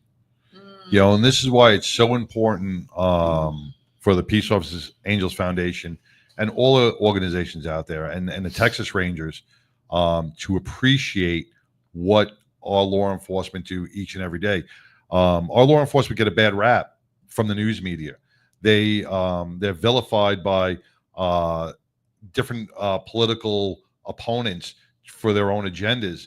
But we got to turn around and we as a community, as a city, as a state, got to stand up and say, no, we have to protect them, our officers, just like they protect us.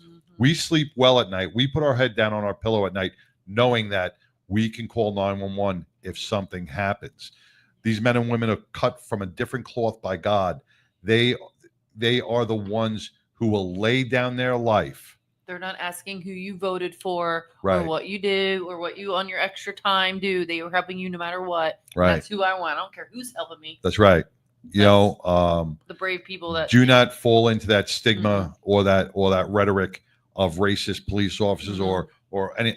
They in my whole career, I think I maybe met 2 in the whole 40,000 member department that maybe had some racist issues. You're always going to have a bad seat. But 99.9% of our law enforcement out there are doing a job because they want to serve others. So on August 10th, show your support. Come out to Texas Stadium. Be part of the Peace Officers Angels Foundation and serve them for once. Come out and serve our officers, right? Come out and be part of something that's bigger than yourselves. A day out in a game, you can't think about nothing better than to enjoy watching Misty throw out that first pitch and watching the camaraderie of all our first responders out there. Now, I know the last time I went to the game, you guys had like all booths set up and you had police officers in there and you had horses in the parking lot, I think it was, and you can meet and greet and talk with these officers and you see that they are just as human as you and me. All right. They go home, they cook dinner, they sit on a couch and watch TV. They do exactly what we do each and every day, but they do carry that burden that they want to protect and serve you each and every day. Missy, I can't imagine your journey, but I'm glad you're here with us today. I'm glad you're here with us, and not in a bad place. A year of recovery. How was that? Like what? And now you're back on the force doing the same thing. No, I was back. Putting yourself back out there. Oh yeah, definitely. It was tough. I mean, I had to relearn how to use my left arm entirely. I had to. I learned everything that I had to go, and I was in. I had my vest, my belt, and was at physical therapy every morning for 3 months, just trying to be able to get up and to do stuff. And it's hard because you're like, I don't want this is what happened. What happens if I go back? What if it's worse? But then you have your family, and my daughter was a huge supporter of me, and she still does. She's like. Yeah. I mean, she was 5 years old when I started. So, and she's like, Mommy, I asked her, I said, do you want me to quit being a cop? She's like, no. She said, no, don't let some dummy take away what you, what you worked so hard about. Yes, out of the mouth of babes, man. That's it. She was 10 years old when she did that. So, but I know that's a driving inspirational force. But, for someone, and you see this so many times throughout the country, an officer will be wounded in the line of duty and they'll come back after physical therapy and months of rehabilitation, and they are ready to serve their community again. How? We're built for it. I mean, it's what we do. It's what we're just, Once again, it's in the blood. It's a different cloth. It's a cloth cut by God to protect and serve. It's in your blood. It's nothing that any academy can teach you. It's the same cloth, that just better, stronger details. Yeah, that's right. It's a blessed cloth. It's a blessed cloth. Maria, the Peace Officers Angels Foundation, now you guys are growing. You've split into 2 divisions. Since its inception, do you have a number of officers that you've helped throughout the years? Oh, I don't know the amount. I know we've assisted over 20 in Houston alone, just the city, just the city of Houston. Yes, and we've assisted sometimes 3 at a time. For example, the Laredo officers that were serving a warrant, 3 of them were shot, and we assisted them. It's just all over. It's just all over, and the beauty of it with these officers is all they want to do is pay it back and say, Maria, we will help you with the next one, you know, and they never forget. They never forget. And it's just a beautiful, these heroes to me, just like, I don't know if you saw what I wrote about Misty, what she's been through. Yes. She's my heroine. She is. She is. And they're humble. They don't ask. We've called on some that were injured, and they've said, "No, I'm okay. Go ahead and help the next one." Mm-hmm. You know, it's just amazing. It's just amazing how these officers give so much. Well, and it's not only the officers; it's the family members too, because you are a Gold Star. yes, I'm a family survivor. My son was killed in the line of duty. Maria, if you don't mind touching on that story, because this is 2 amazing women are sitting here with such a strength that I don't know where they get it from. You know, Misty shot 4 times during the ambush on July 7th, and Maria, you know, you lost your son, who is a Dallas DFW airport police officer. Yes. She was. Do you mind touching on that? And this way we could say a little, remember him as well. Yeah, Corporal Rick Barreda. He was a SWAT motor officer for DFW Airport. He had been there 4 years, and was chasing a speeding motorist, and a shuttle van got in the way. He was on the phone, and Ricky was coming on his motorcycle, and both lanes were occupied, so he did not have anywhere to go. So he hit the back of the shuttle van and severed his brainstem and died instantly. And after that, it was I knew a lot of survivors went on to help, and I did. I worked with COPS, Concerns of Police Survivors, for 15 years, and but during that time was when I noticed that there was a lot of help for fallen officers' families, but I did the research back then, and Texas just did not have that much for injured. Now there's a lot of charities that assist fallen and injured, and I'm so happy that that's come about now. There's never enough. There's never enough volunteers for our organization. It's nonprofit. No one gets paid. It's just volunteer, and that's what I tell everybody. You know, it's important that, you know, people that want to help, that have that compassion for our law enforcement, you know, we welcome them. I could have gotten stuck and said, you know, I can't handle this, but I know my son wouldn't want that. I knew he just would not have wanted me to do that. And like I said, when I started POAF, it was a dream. And I thought, if I can just help one officer give all I have, that I can see that it's worth it.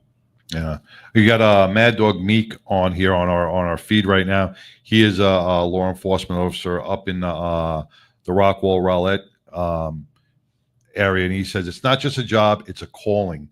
And that, you know, Mad Dog, you couldn't have said it more perfect. Police, ordinary human beings, doing an extraordinary job, difficult, often thankless, yet rewarding job. A job many wouldn't and couldn't do. Much honor and respect to Misty and Peace Officers Angels Foundation. Let me just hit see more there. Up Foundation. There we go. Mad Dog Meek, thank you so much. You know, Mad Dog, who runs his foundation with American Guardians. They do the child advocacy teddy bear run each and every year, and it's grown and grown and grown. And that's coming up this year in September. We will be giving you more on that teddy bear run as it gets a little closer to that date. But Mad Dog has always been in the community helping out off duty, helps people on duty and still helps people off duty. And that's what most cops do. Mm-hmm. You know, they 24 hours a day, 24 hours a day. The job is with them, which once again, with me with a badge of honor, we see the effects of 24-hour of hypervigilance and being in a mode where you can't shut down, and it's not a healthy thing. You know, police officers have a survival rate of 5 years after retirement, and they don't even get to enjoy their pensions sometimes when they retire because they put so much into the job each and every day. It takes a tremendous health toll on the human body, and nobody understands what it's like. Cardiovascular disease, diabetes, all these things are attributed to our up and down work schedules, our consistency of being hypervigilant, and our brain in a constant mode and no relaxing, no proper REM sleep, no deep sleep. And that's what you guys do each and every day. And I commend you for it because it is so important for everybody that's out there. And I see a puppy outside. I saw the puppy. Yeah, I think I got excited. You know, that I think that's Billy. Is that Billy out there with her puppy? Oh yeah, that's with Hemp and Hounds. You know, Billy Ball is just coming to the studio. We're gonna be doing her segment at 5:30. We have a veteran coming on. We're going to talk about the SP3 bill that Governor Fitzpatrick has been putting out. That was just vetoed, and her little Aussies are out there. So once a puppy, don't they? Well, one was, I think I don't know how many dogs she got out there. She's only got one That so one. far. She had three little puppies up here the other day. I was like, they can't be that big yet. No, this is No just way. another one. This is another one. She's got a whole bunch all over the place. And she, you know, Billy, what she does with some of these dogs too, she breeds them for service, not for service dogs, but for They push can be. for comfort dogs, for therapy. Okay, therapy therapy dogs. dogs. There is a difference between a therapy dog and a working dog. And she you know? does hemp products for Yes. like seizure dogs and Yes. aggressive dogs and things like that. Yep. So we're going to be talking to her in a little bit, but Hemps and Hounds. So once again, let's recap on the day out at the park with the Texas Rangers and Pittsburgh Pirates. What else can we expect? It's Phillies. Oh, Philly. Philadelphia I'm sorry. Phillies. Yeah, Philadelphia. Phillies. Philly. And Phillies. it's at 1:35. Usually they're at 7:05, but this one is on Sunday and it's at 1:35. And how much are the tickets? They range starting from $10 all the way up. So, A but lot. we do have section 140 and 139 that Misty's been working on with all her crew. And like I said, every ticket counts. And we really appreciate everyone, you know, going out and supporting our critically injured officers, because those brave men and women behind the badge, like you said, you know, it's a calling for them, and you know, they give all they have. Yeah. And, Love it. you know, once again, we're going to have to get out there and root Misty on Yes. for that first pitch. I'm so excited for you because that, you know, that is an absolute honor.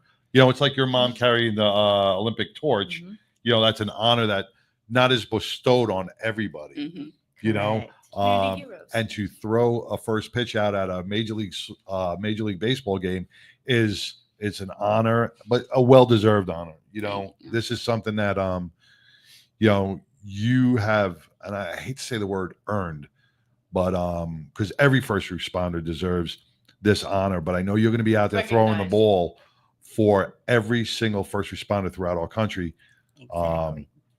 who does the job each and every day. Mhm. You know? And we But it's just going to be myself and the catcher. It's all I'm And- thinking That's about. right. That's right. Nobody else out. It's just me and the catcher. We do want to thank the Rangers, because this is an opportunity, like you said. for our pregame activities to be able to have honor guard from different agencies. We have a officer that sings the national anthem. We have an officer that sings God Bless America. And then we have, of course, our first pitch. And it's just a blessing that we can have that injured officer out there standing with the crowd, cheering them on. I always tell them, savor the moment, just because they are clapping for you. The respect and the honor that you deserve. Feel it, take it in. Yeah, Take it really. in. That's what you need. But have you had a chance to talk to some of the Rangers? Because this game must be different than every other game for them, for the ball players. Oh, Is it? We got any tissues over there? Give me a tissue. I got napkins. Here you go. We got nuggets. I got nuggets. We got nuggets. I got nuggets. I got nuggets and fries. Hold on one second. And they're just right off camera too. You can't see the nuggets. No, I'm over here like shoving them. I see like a fry every once in a I while know, coming in. I might just see a fry coming across. That's what the 99% Radio Network is all about. When we talk about when the rubber meets the road, we can make a difference together. We encompass everything that brings sometimes raw emotion, but it brings the reality and what being a human being is all about. Mainstream media, all they care about is if it bleeds, it leads. Right? They that's all they care about is ratings. About likes. We don't get that many likes. Right? We're here about the real stuff.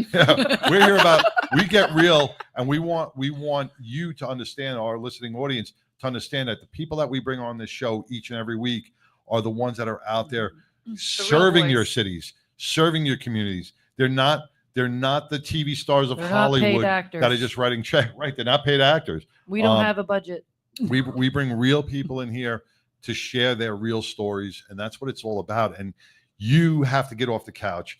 You have to get out of the house, and you have to be part of a community. Life goes by too quick to just sit around and not experience what life is all about. And these are the people that you want to experience with. You'll get a sense of pride, self-worth, and enjoyment when you're around these people over in section 140. 138, 139, and 140. Yeah, that would be the safest. Yeah, that would be the safest place in Arlington that day. Yeah. So if you have an expired license, do not sit in 138, 140. Yeah. And Travis Kutzer, like I said in my Facebook page, and put his phone number out there. He's ready to take calls for tickets and group tickets. So he's there ready to take calls for everybody to get tickets. And then I don't know if you got the special link though. There is a special link. We always have a special link. Well, we usually have a QR code, but I think the link goes faster, right? It does. It goes straight right to it, POAF. Yeah. So Okay, I don't know if the flyer that you have has maybe just community stuff. I think it's got community stuff. Yeah, on it. ours is different, so I'll send you that one. Send me So, that. Yeah. This Because is really torturing me. There's a Oh, there's puppy a- that keeps I know, I walking keep in front of the door. If you see You- my face, I'm looking at a Go dog. open the door and let the puppy come in and keep I'm Billy not outside. rolling my eyes at my guests. I swear it's about a puppy. Look, we got. You scared the shit out of puppy. that You dog. scared the puppy. He ran. And dog's like, oh no. Man, I tell you, it's always Give it a fun here nugget. in the fishbowl. I got Come on, that. puppy. Come on, puppy. Chicken nugget. Chicken Throw a nugget. nugget out the door. And John, Yeah. if I may, I do Sure. want to give a shout out to Did you? to Chief Luis Farias out there in San Antonio. He's doing a That was great job. left-handed. No. Great job with the Southwest area. And then we just recently helped the Lubbock, the Texas Tech officer that was shot a few weeks ago.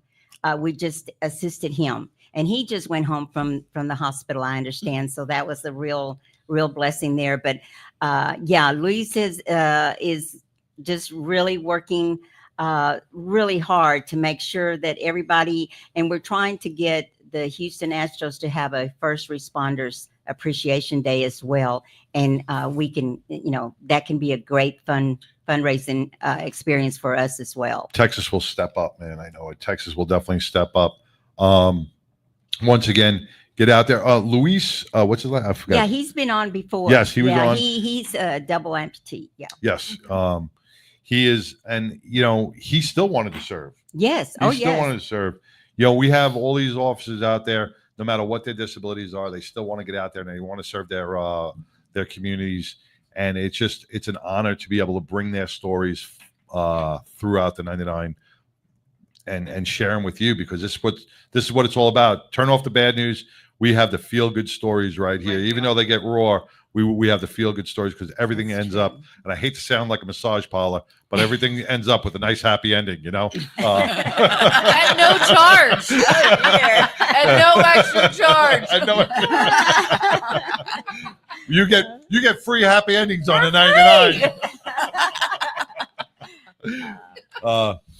Now, if there's officers out there in the state of Texas, or even auxiliaries or anybody that wants to volunteer and be part of the Peace Officers Angels Foundation as you grow larger and larger each year, how could they do that? Okay, we've got the websites, Peace Officers Angels Southwest and Peace Officers Angels Northeast. Then we have our Facebooks that have all that information.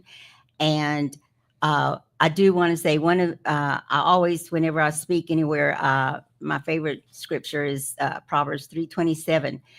You know how you can work on something for 3 or 4 hours, but you can call someone and they can make a quick phone call and it's done. And then, you can stop working so hard.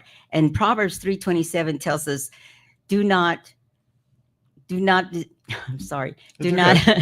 forsake anything from anyone when it's in your power to help them. And that's so true for POAF. And that's what I tell everybody, there's, if you can help, there's always someone out there. Just reach out to them. They can make a quick phone call or do something to take that off your shoulders and take care of that for our officers or for whatever it is that we need. Yes, even if that, and that holds so true to basic humanity. If you don't ever blow somebody off, if anybody has a problem, anybody has an issue, there's always 6 degrees of separation, man. We can just always make that phone call, and somebody somewhere will have a network, a contact, an organization, something Networking is big that could help that person. And you know what? You'll feel good about it doing it. Another great officer, and I got to bring him out onto the I'm going to call him out onto the feed. He just logged on, Alton Wells with Spokes for Hope. Spoke for Hope. You guys know Spokes for Hope, man. Yes. Alton has done a great job with bridging the gap between our community and our police officers by giving away bicycles, having the police officers give away bicycles to children in the community, which bonds the children of the community with a police officer. And it doesn't, because some of these kids see nothing but bad about police officers. They hear it all day long. And then when they get to meet and greet with a police officer and an officer can give them that bicycle, it changes the child's perspective. We work a lot with the Thin Blue Line, LEMC a lot. They do the same thing. They help out and raise money for our injured and fallen officers as well. We have a great community here, and we are so glad that you are part of it, and we are part of you. I appreciate both of you guys so much. Once again, MIsty McBride throwing out the first pitch on August 10th at a Ranger and Philly law enforcement first responder appreciation day.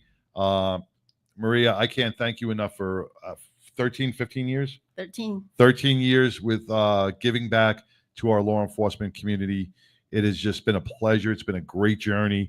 And when you said you retired, I saw that. Yeah. I saw that a They couple won't of let me. But you know what? Rightfully so. You have worked so hard, 24/7, doing what you do, and now it's time to just sit back, relax, let someone else take the wheel, and you just be there in support. The kid who used to run for Heroes, he was running for years and years and years. He ran almost 5 years before he passed that torch over to another child and said, "Hey, guess what? Now it's your turn. Give somebody else that chance to serve the community just like you did for the past 15 years." God bless both of you guys. Any closing comments? come out to the game and watch a great game. Support Play a great ball. cause. Yeah. And go Rangers, Hopefully yeah. watch a strike. And thank you, John, Oh, and yes, thank y'all so your much. your organization for what you do. We appreciate that very, very much. That's what it's about. That's what it's all about. Somebody just pop on.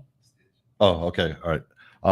Yeah, well, that's going to be in 10 minutes. So tell them, just hold on, because we got something coming up after this. You know, we got Tattoo Mark in the house, and he's here. Puppies. He's here, not even knowing why he's here, because He just followed the puppy in here. he just followed the puppy in here. Just about at the 5 o'clock hour, we're going to be bringing on Tattoo Mark, and we got a special guest that has just popped on, and a little present, a little surprise going to be sent to him.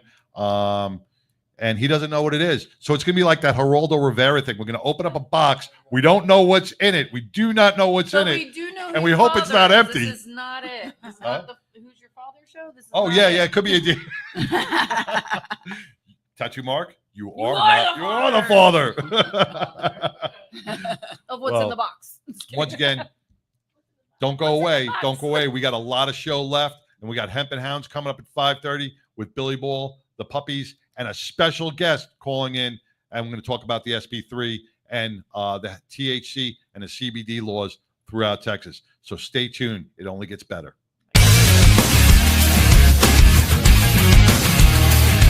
Hey everyone, my name is Alex Arkangelski, CEO and co-founder of Break Free Technologies, and this is Break Free, a motorcycle helmet accessory that easily mounts to pretty much any motorcycle helmet out there, and it's the simplest way to improve your visibility day or night.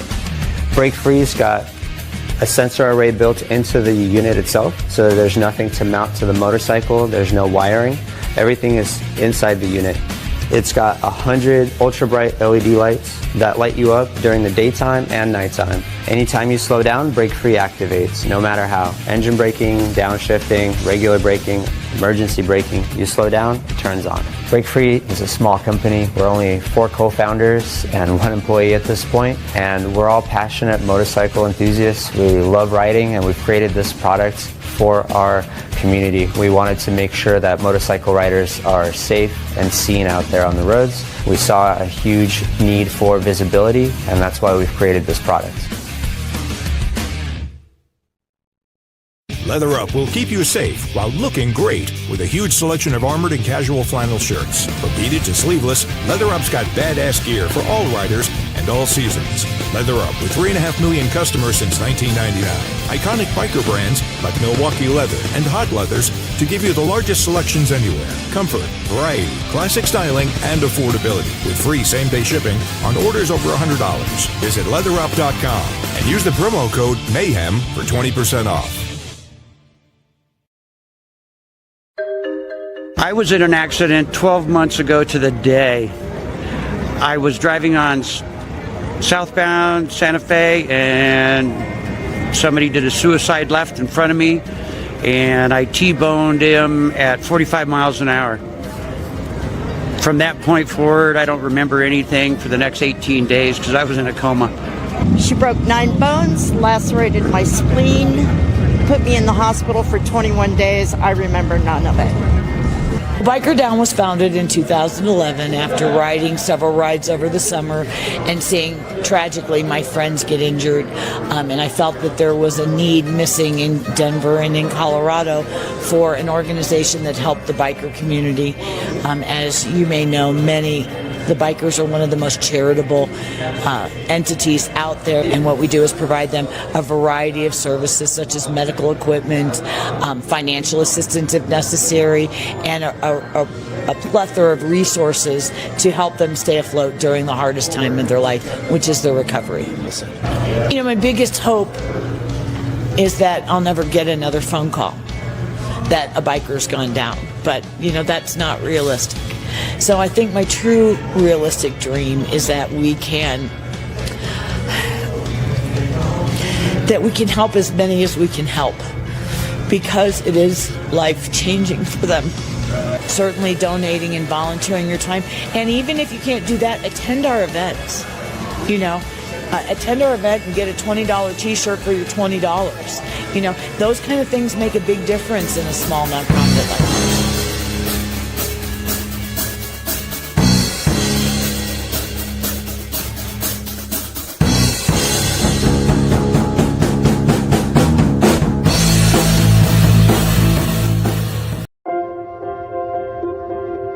What we believe in at Glenn Larson Law is doing one thing and doing it really well. When I meet people, I always tell them we're going to uncover every single rock possible. That's the medical component, that's your story and your voice. We've solely focused on personal injury, whether that be a slip and fall accident or a commercial 18-wheeler, a motorcycle or DWI, motor vehicle accident. We specialize in that and that only. When someone says, my neck really hurts, I know exactly how that feels. There's so much more to an injury case dealing with the pain level that people go through and how it affects their lives. And I know how to advocate to make sure that the insurance companies take all of that in consideration in every case. We're very transparent and open to always keep them informed and stay on top of their case at all times. Because we're a little bit smaller in team numbers, we're able to really dive into every single case and develop not only a client relationship, but a friendship and a lifelong connection. We're on call 24 hours a day, 7 days a week. We'll meet you anywhere, at the scene, in the hospital, at your home. Whatever's best for the client, we will do every single time. There is a connection component that I believe our firm is committed to. We want to be connected with you and your family beyond this case so that you know that you have a lifelong partner. Not just a case, but a lifelong connection and a lifelong voice. And we look forward to serving you.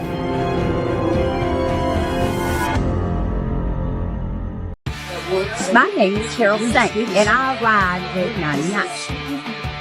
Hey, I'm Homie, and I ride on the 99. You can watch it every Wednesday, 99% Radio. Hello, beautiful people. I am Chaz. I ride with 99, baby. Woo! 99% Radio every Wednesday. Stay tuned. Woo! Y'all be fantastic. Where?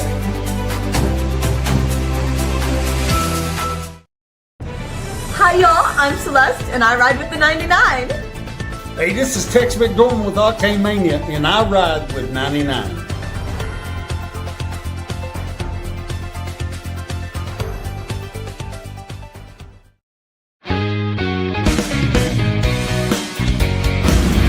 Hey guys, this is Randall. And Randy. And we ride with the 99.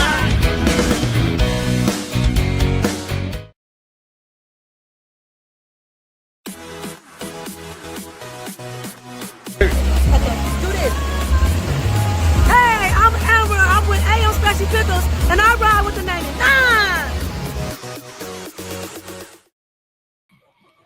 Hey, welcome back to the 99% Radio Network here in the Fishbowl. Hey, where the rubber meets the road, that's where we make a difference together. I want to introduce Tattoo Mark. What's going on, brother? Hey, my brothers and sisters, how y'all doing? Fantastic. Long time no see. It's been a while, hasn't I know, like Saturday? it? how was the pinup judging contest, The Mark? Bikers and Bombshells. Let me tell you Texoma. something. We had a blast judging it. The hospitality was great. They fed us. They treated us like They fed you? Yeah, they I fed didn't us. get They fed fed. us.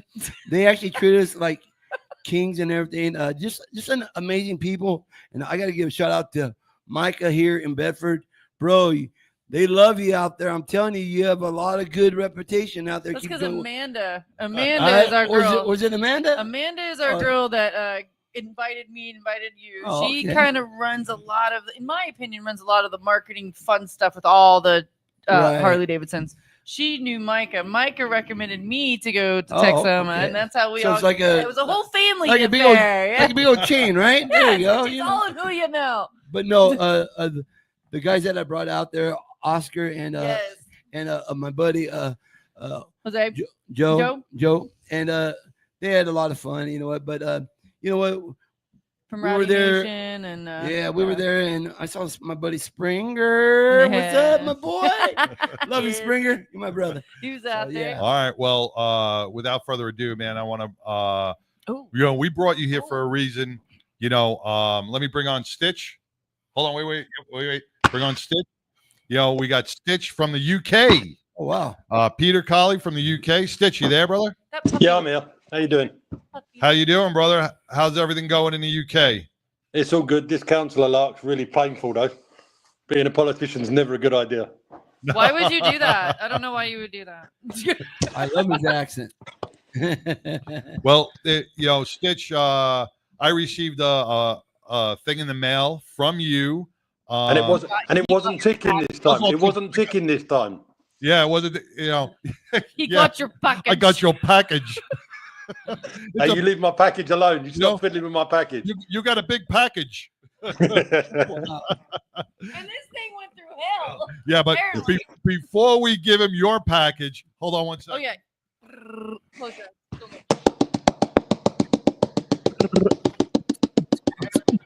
That's me drumming. Radio Network, Mark, with your upcoming you can open your eyes. With your upcoming teddy bear run, with the Summer Bash. The Summer Bash. August 9th. On behalf of the 99% Radio Network, we want to present you with this. Oh, no way.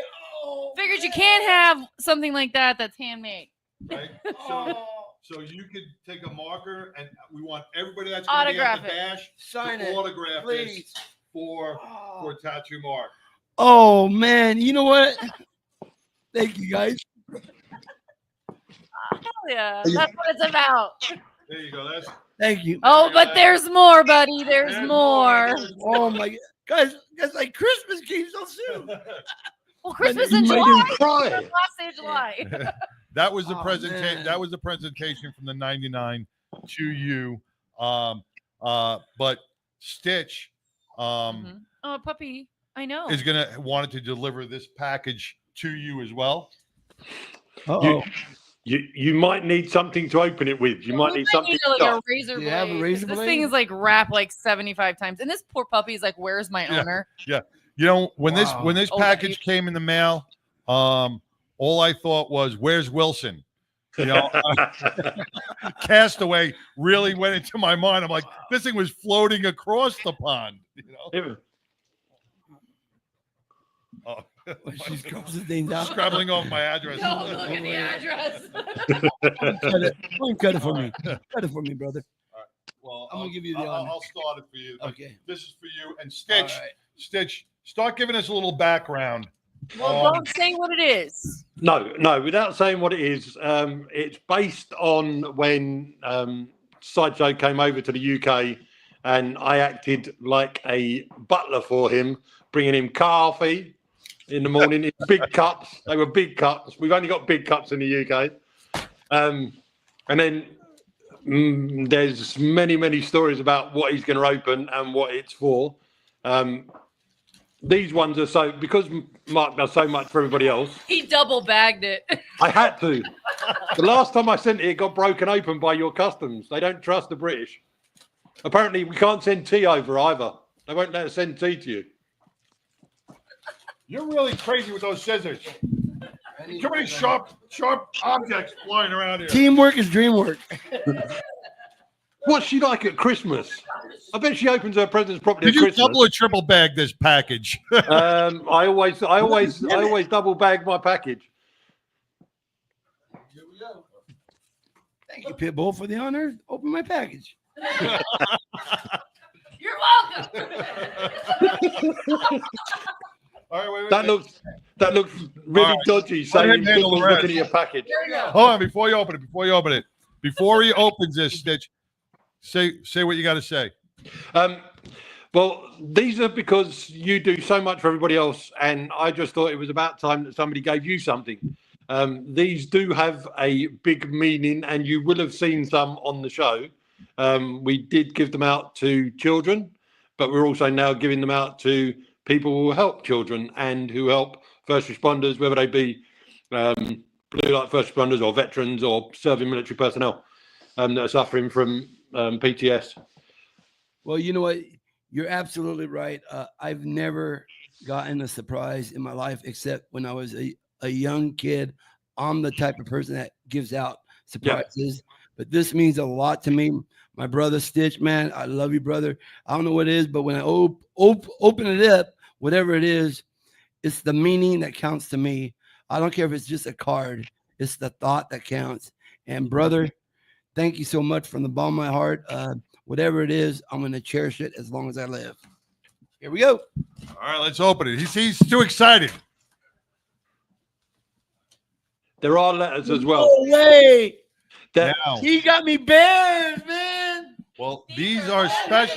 These are Sideshow. These are very special. Give the There's- background, and these are handmade by his mom. No way. There are letters in there with the values and beliefs on there as well. I've never had handmade ones. Now, Stitch, do you want me to keep these for myself, or do you want me to give them out to special kids? If you read the letter, it's for you and your staff. Okay. I'll read the letter real quick on air. Read the letter for me. Let me read this. Let me read this. The Code of Stitch. But there should be a letter in there as well. Yep, Sideshow. I got the letter too. Yeah. Please find inside 5 Sir Mr. Stitch Belvedere comfort dolls. I would like these to be donated to Mark and his team for all the work they do with children. Stitch, Peter Colley of the UK. Now, the Stitch dolls, these are handmade by by his mom, who is locked in a basement somewhere in the UK, chained to a recliner and whipped Tons of yarn. with tons of yarn. But the Stitch doll has a certain meaning to the 99, and let me tell you what the Stitch doll means. The Code of Stitch, Sir Mr. Stitch Belvedere. Courage. Do what is needed and undertake tasks that are tedious, difficult, and do not get noticed, except that many involve personal sacrifice of time and effort. Justice. Hold yourself to a higher standard. Never stretch a rule to allow for inaccurate actions, as they will always weaken your values. Mercy. Never be hostile or antagonistic against antagonistic. Always treat others with dignity and respect. Create a community that values each other and peace. Generosity. Give material goods and time to those that need your help. Give freely of time, energy, and wisdom. Faith. Be faithful and true to your promise. Show integrity of action. Ensure others can always trust your word and your action. Nobility. Always uphold your values and your beliefs, especially at times when no one notices. Hope. Positive attitude when faced with adversity. Inspiring those with troubles to get where they need to be. Being the shield and safety net for those in trouble. Loyalty. Always be loyal to those you help. Family and comrades. Inspire others to be loyal to themselves and others.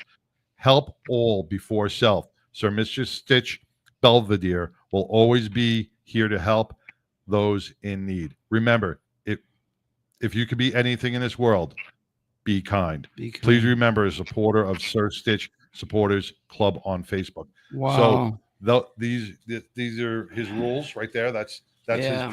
his anthem. So what and we that's do for with you. like Stitch, what we have done is like anytime you go to an event or something, which we need to get better on, not gonna lie, sorry, Stitch, is you bring Stitch with you and Stitch goes with you along on these adventures. Yeah. You don't Yes. necessarily give Stitch away. Stitch Wow. goes along with you on Right. these adventures. These will definitely be a big part of the Tattoo Mark Foundation. What we've seen in the past, and Jeffrey Gray out there, and a couple of others have taken this Stitch doll and modified it to be part of them. So you can dress him up. You could take He this needs a off. he needs a cowboy and jersey you on. can put a cowboy jersey or a Oh, cowboy hat on these him. are so cool, You could do man. something with that. Oh my God. But the other ones you could give to those special children at the hospital or to representatives of those hospitals Right. for that. Well, you know what, Stitch, on behalf of me, Tattoo Mark, the CEO, founder of the Tattoo Mark Foundation, I personally want to honestly thank you from the bottom of my heart for everything you do for people and what you did for me today. This today means a lot to me. My brothers and sisters, John and Pitbull, I'll never forget you guys as long as I live. You guys are a big part of my life. And God puts us here for a reason. He has a platform for every one of us. And it's meant to us to interact and meet and start doing things, the right things for people, not just kids, but for everybody. Everyone. I mean, suicide people, homeless people, mental health people, anything we got to do, we need to get out there and do it. And I encourage everybody to get out there and yes, get off the couch. You came out and walked the bridge with us I did. last week. How did you feel about that? You know what? I'm gonna be honest with you. I was in pain a little bit, but you know what? I suck it up. I bit the bullet and I went out there and I did it for the fallen officers. And you know what? Coming from a law enforcement family that I do, my uncles and dad was cops, captains. My mom was a prosecutor. I know what it's like, and to see these officers be fallen like this, it really hurts me, John. You know, people always criticize cops. Yeah, there's good and bad apples, but you know what? What would this world be without a law enforcement? It would be chaos. So we need them. So you folks out there, don't just wait to them. Come up to them. They're not going to bite you. Come up to them. Well, Don't they be may. afraid. They may. You do something wrong. I mean, yeah, All right. but no, just come up to them and thank them for the services, because just a little bit of that goes a long ways. Yes. You know, and Stitch, brother, every time I look at these, I'll never forget you as long as I live. May God continue to bless you and your beautiful wife and everything you do for others. And he knows what we do, and you will always be with me as long as I live. When I go home, it's time for me to go home. He's going to snuggle with all these One of these Sir is gonna Stitches. go, at least one of them is going to go home with me. So I will be taking one of them home to heaven with me. Yeah. Mark, it's not that kind of snuggle doll. It's not that kind of comfort doll. I'm not going to snuggle them down. That's an extra charge. Right. I won't snuggle them down. But no, when it is on that time, and you know what? Yes, I know what you mean. I know what you mean. We don't know. No, but hopefully that will be a long time in the future, Mark, because you've got lots of people to help. You know what? Real quick, you know, I know we were pushing for time, but real quick, John and Pit will tell you that I was supposed to have been gone last year. Doctors did not predict me to last to December to deliver the bears. So look at me. I'm still talking to you right now. Exactly. So it shows you nothing against doctors, but they cannot predict. They don't know how long you have. They don't. So you know what? Leave it in God's hands. People say, Mark, man, you're not afraid to die. No, I got God with me. The people are afraid to die are the ones that don't have God with them. So I'm going to tell everyone out there, it's never too late. No. Get in touch with God and tell him. And you know what? I sit on my balcony and pray for everybody every morning. And I still commit sins. We're not all perfect. As you look at that Cowboy Stadium. You want to go there? No. Just going to the Cowboy Stadium is bad enough. Granted, we are not all perfect, but I do apologize, and I do say, God, forgive me for my sins, and that's what we got to do. Yes. And you know what? On August 9th, Saturday, August 9th, between 8 and 3, come out and not only support the Tattoo Mark Foundation, all the children's hospitals, come out and meet this amazing man who's got probably the purest heart, most gentlest soul that I have met in so long.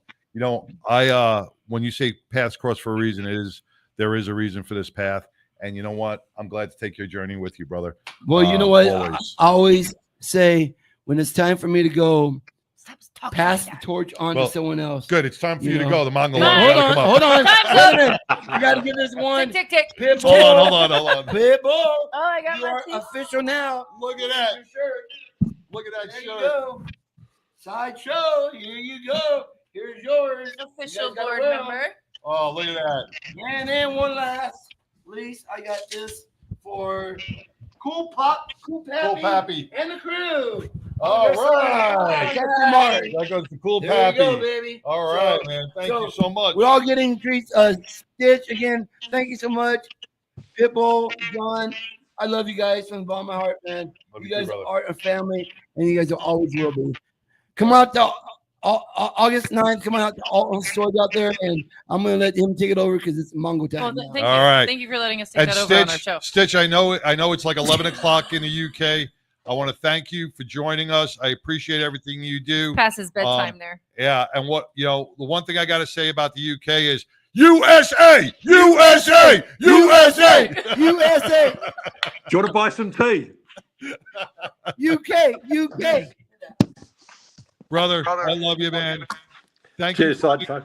Don't forget to thank Mom. Give her a big hug and kiss for us. Will do. And feed her some oatmeal every once in a while. Unlock those chains. Let her use a real bathroom instead of a little pee bucket. She eats spiders. She eats spiders. She's fine. Lots of legs. All right, brother. Good night, and we'll talk soon. Yeah, definitely. Stay Good night, safe. mate. Good night, mate. All right. Once again, this has been amazing. Thank you, Stitch, Peter Colley, over in the UK, for doing such a generous thing for you. We're going to take a quick break, and we're going to come up with the Mongo Log, because this is an exciting one for all you New Yorkers. You better tune in. All right, we'll be back after this.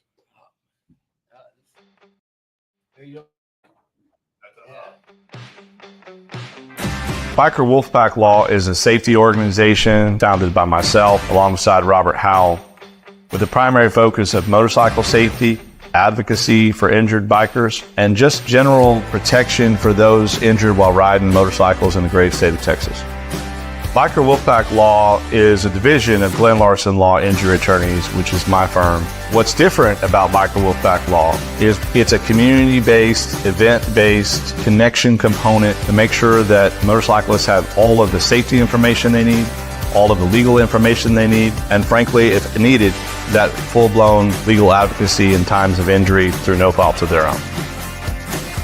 One of our big events is we do ASM classes, which are accident scene management classes, which are put on with the Road Guardians, group of riders that are usually EMTs, doctors, nurses that also ride. And so they know what can happen when you're out there by yourself. And so it's a very intense class, like how to do tourniquets, how to get a helmet off of a person without hurting their neck more, how to get somebody out of the middle of the road. We do those a couple times a year, and the more safe riders are out there, the better it is. The second division and component of Biker Wolfpack Law is to sponsor local musicians at bike nights or other community events that involve motorcyclists, but also just the community as a whole. And then third is larger charity organization events or rides to get out in the fresh air and have some fun. What I love most about representing bikers and motorcyclists across the great state of Texas is really one thing. It's about hearing the story. It's about going to motorcycle events, constantly meeting new people and making new connections. One of the reasons why I started Biker Wolfpack Law was to defeat and counteract many of the biases that are out there that, quote, motorcyclists are just dangerous. Make sure that motorcyclists are seen as exactly who they are, very hardworking, very responsible, and very dedicated individuals that deserve the justice that they need.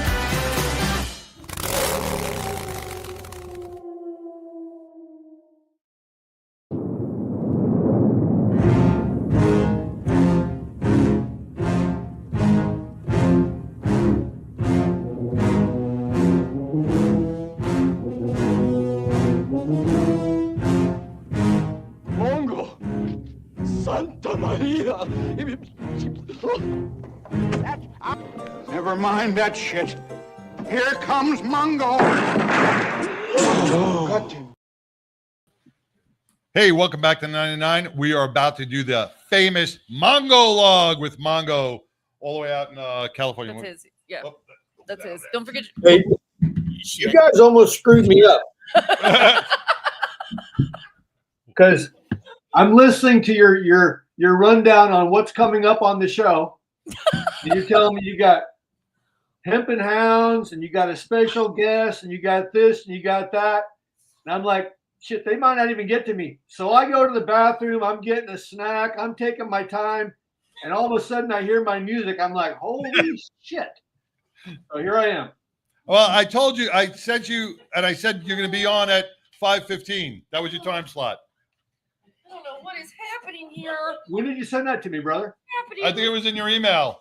Oh, okay. I probably didn't check it then. Anyway, I'm back. That's all right. That's all right. I'm here. No worries. You're here now, brother. You're here now. It's okay. We don't have a script. Apparently. We're just going crazy here. Wait, hey, wait. first off, is everything good in California? Why would you ask that? It's no, California. Because there was a big earthquake in Russia, and you guys got some tsunami.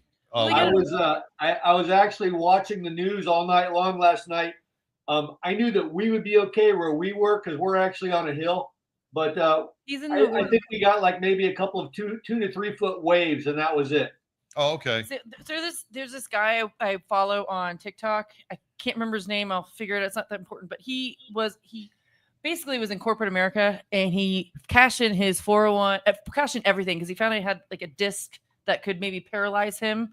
So he decided he was going to cash out everything and buy a sailboat. And so it was a countdown from like 100 days for him leaving California to sail to Hawaii, right? So he did it. So I followed him the whole way through. Now he's in Hawaii, and he was talking about being the tsunami, and he's out in the water. He's like, the safest place to be is out in the water. But this kid, he's like maybe 30 years old. I have to figure out his name. I can't get on my phone right now because my screen's broken. But he basically cashed out everything, and it's like an inspiring story. Wow. And he just cashed out everything, bought a sailboat, learned how to sail, didn't know how to sail for jack shit, and learned how to do it. Is on this sailboat, and he's inspirational it's stories, really, man. He worked at like tire, one of the tire places, Discount Tire, and cashed out everything, and now lives in a sailboat. How much could really be in your 401k working at Discount? But the way I got my $13.50 out of my 401k. I'm going to Hawaii. See how big the boat was. About it was there was no overhead. He bought this sailboat for nothing, and his overhead now is going to be maybe $300 a month. But he cashed out everything. So think about how you can build that back up if you only have an overhead of $300 a month. Hell yeah, So that was the thing. Yeah, I'll link it. I'll post something. It's really neat.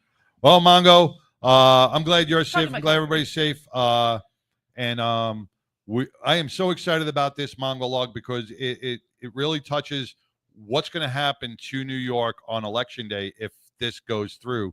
Oh, yeah. So I'm going to let you take it away, man. Be ready, sit down, because this is the famous Mongo log. All right, here we go. So today's Mongo log is on Mandami. Zoran Kwame Mandami was born in Kampala, Uganda on October 18th, 1991. So he's relatively young. He is an American politician from the state of New York. Mandami has served since 2021 as a member of the New York State Assembly from the 36th district based in Queens. He is formally listed as a member of the Democratic Party, but he is clearly not a Democrat.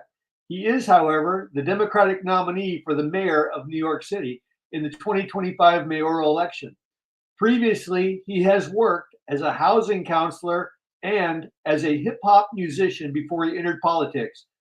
And going off script now, he wasn't a very popular hip-hop musician. He tried to be the actual musician, couldn't handle it. Then he tried to be the DJ, couldn't handle that. So that was a failure in his young career. These are actually great traits for a politician. I know that when it comes to political acumen, I always hope that hip hop is one in one's background. Fortunately for us, our Constitution prohibits him from ever serving as our nation's president. However, rules, laws, and traditions have never stopped the Democrats from trying to do anything in the past. So after he destroys New York City, he may set his sights even higher. Zoran Mandami's radical policies include proposals for free childcare, fare-free public bus transportation, and rent freezes, all aimed at addressing economic inequality and supporting working-class Americans. His campaign emphasizes a progressive agenda that challenges the status quo within the Democratic Party. Hopefully, New York City Council will have a say in how radical he can actually be. Zoran is the latest sign that the establishment Democrats don't know how to handle a populist challenge. They haven't learned anything from the defeats that right-wing populism has inflicted on them with President Donald Trump. Now, they've been knocked on their backsides by a new generation of left-wing populism within their own party. What they see and hear is a young, handsome Mandami telling them that the more free stuff can be theirs. Mandami is the crudest kind of left-wing populist, offering outright socialism, including state-owned grocery stores, as he addresses problems facing New York City. A city already spending too much will have even less revenue to pay for the even higher spending that Mandami wants. but that doesn't seem to register with the young Democratic primary voters. The young and handsome Muslim politician promises an equal burden on the citizens, except the more well-off will have a heavier burden. In other words, if you become successful through your own initiative, you'll have to give up a lion's share of your success and give it to the less enterprising citizens. Needless to say, this makes for a very popular candidate among the young and inexperienced electorate. What makes Mandami particularly insidious is how he packages his extremism. He's not some street corner agitator with a megaphone. He's a polished politician with an Ivy League pedigree and the right social justice credentials. He knows exactly what globalize the intifada means, and he knows exactly why he can't condemn it without alienating his base. The intifada is the Palestinian uprising against Israel occupation of the West Bank and the Gaza Strip beginning in 1987. This is the new face of anti-Semitism in American politics. It's sophisticated, credentialed, and wrapped in a language of progressive activism. The anti-Semitism for the NPR crowd, delivered with perfect diction and moral certainty. This movement reveals something important about the state of American politics. We've created an environment where calling for violence against Jews is politically acceptable as long as it's framed as anti-Zionism and solidarity with Palestine. When you normalize rhetoric and dehumanize one group, you're normalizing the logic that can be applied to any group. Today, it's globalized the intifada. Tomorrow, it may be something else. Mandami's confidence that the city will not have to waste money on renting store or warehouse space betrays his lack of understanding of local real estate. New York City currently leases tens of millions of square feet of space from the private market and has to pay competitive rates to do so. His desire to centralize warehousing and distribution sounds good, but every grocery chain already does this, and in any case, doing so would centralize it, contradict his desire to source products from local neighborhoods. Talking about hundreds of beautiful rich women fighting with each other for the pleasure of your attention is a fantasy more attainable than this harebrained idea of his.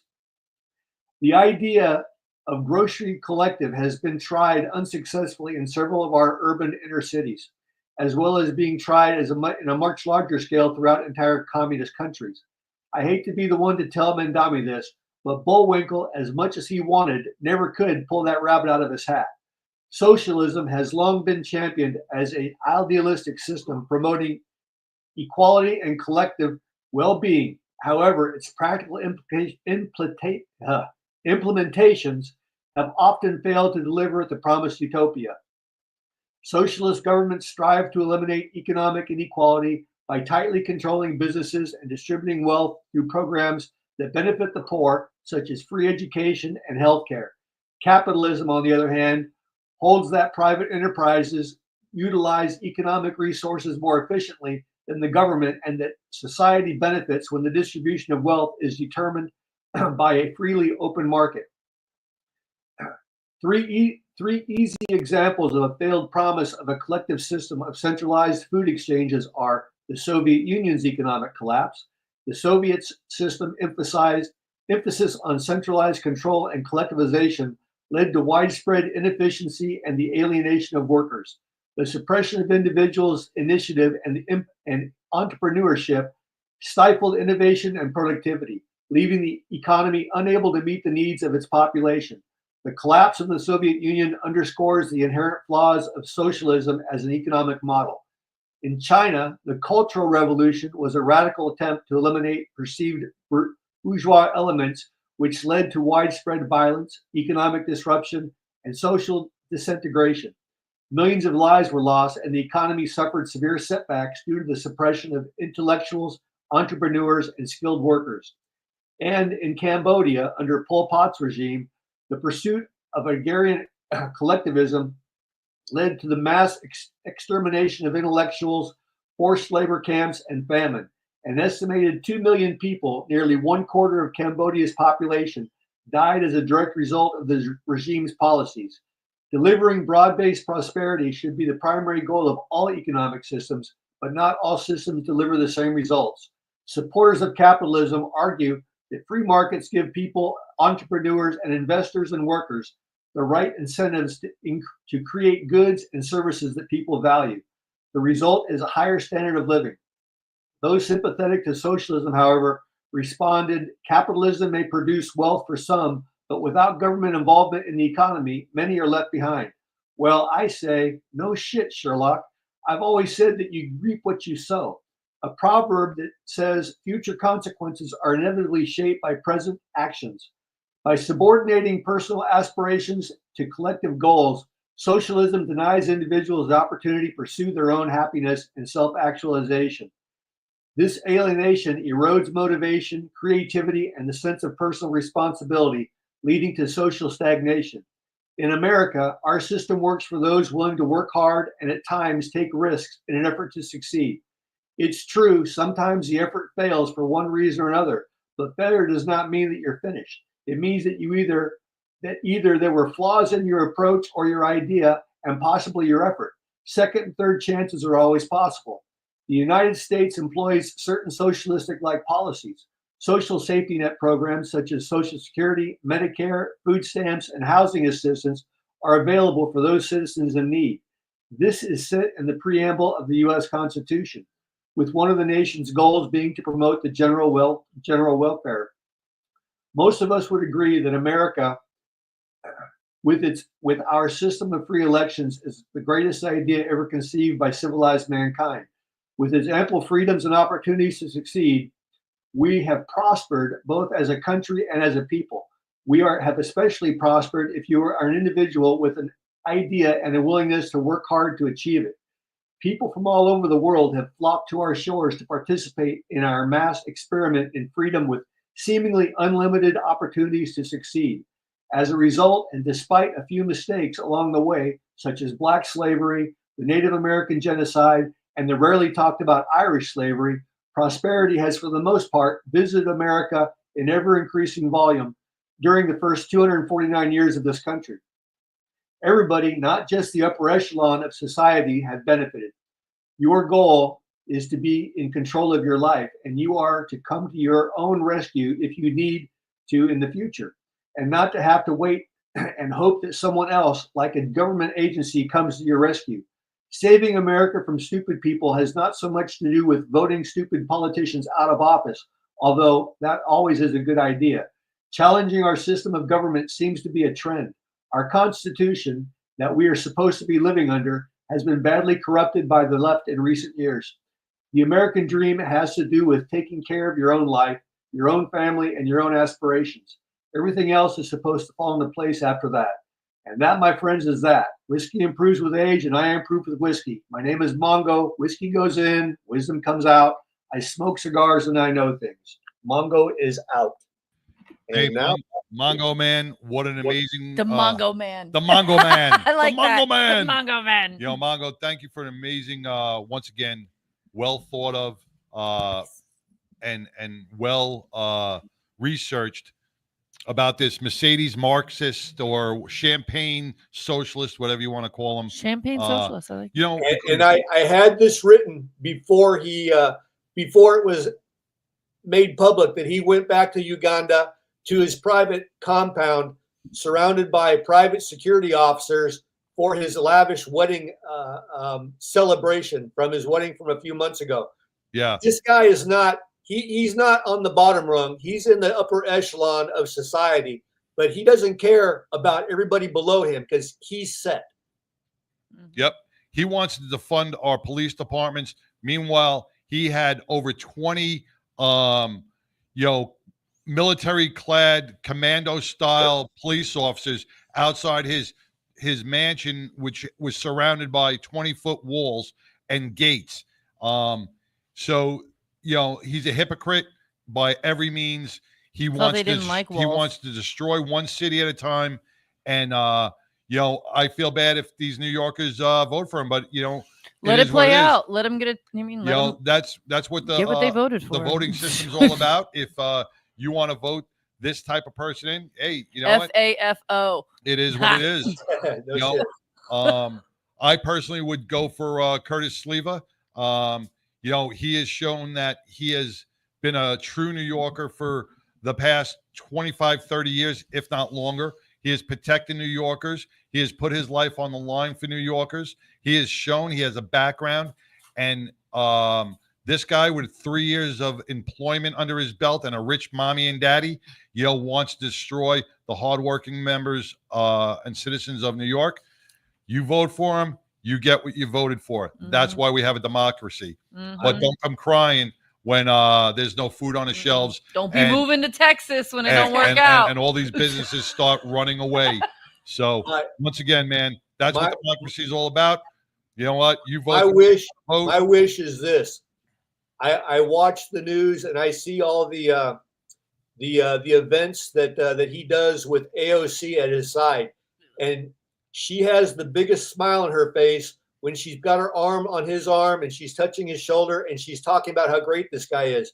My wish is that some reporter, some photographer catches her coming out of his hotel room early in the morning, and that becomes a scandal because I'm telling you, they're sleeping together. Coldplay.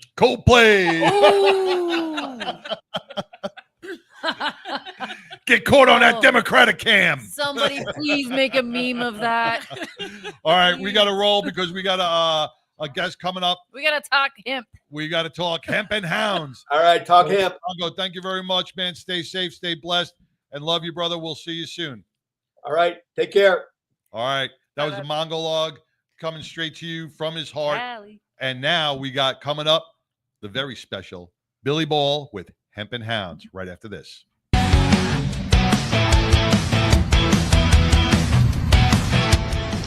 I'm Sassy Sin with Battle and Betties, and I ride with the 99% Radio.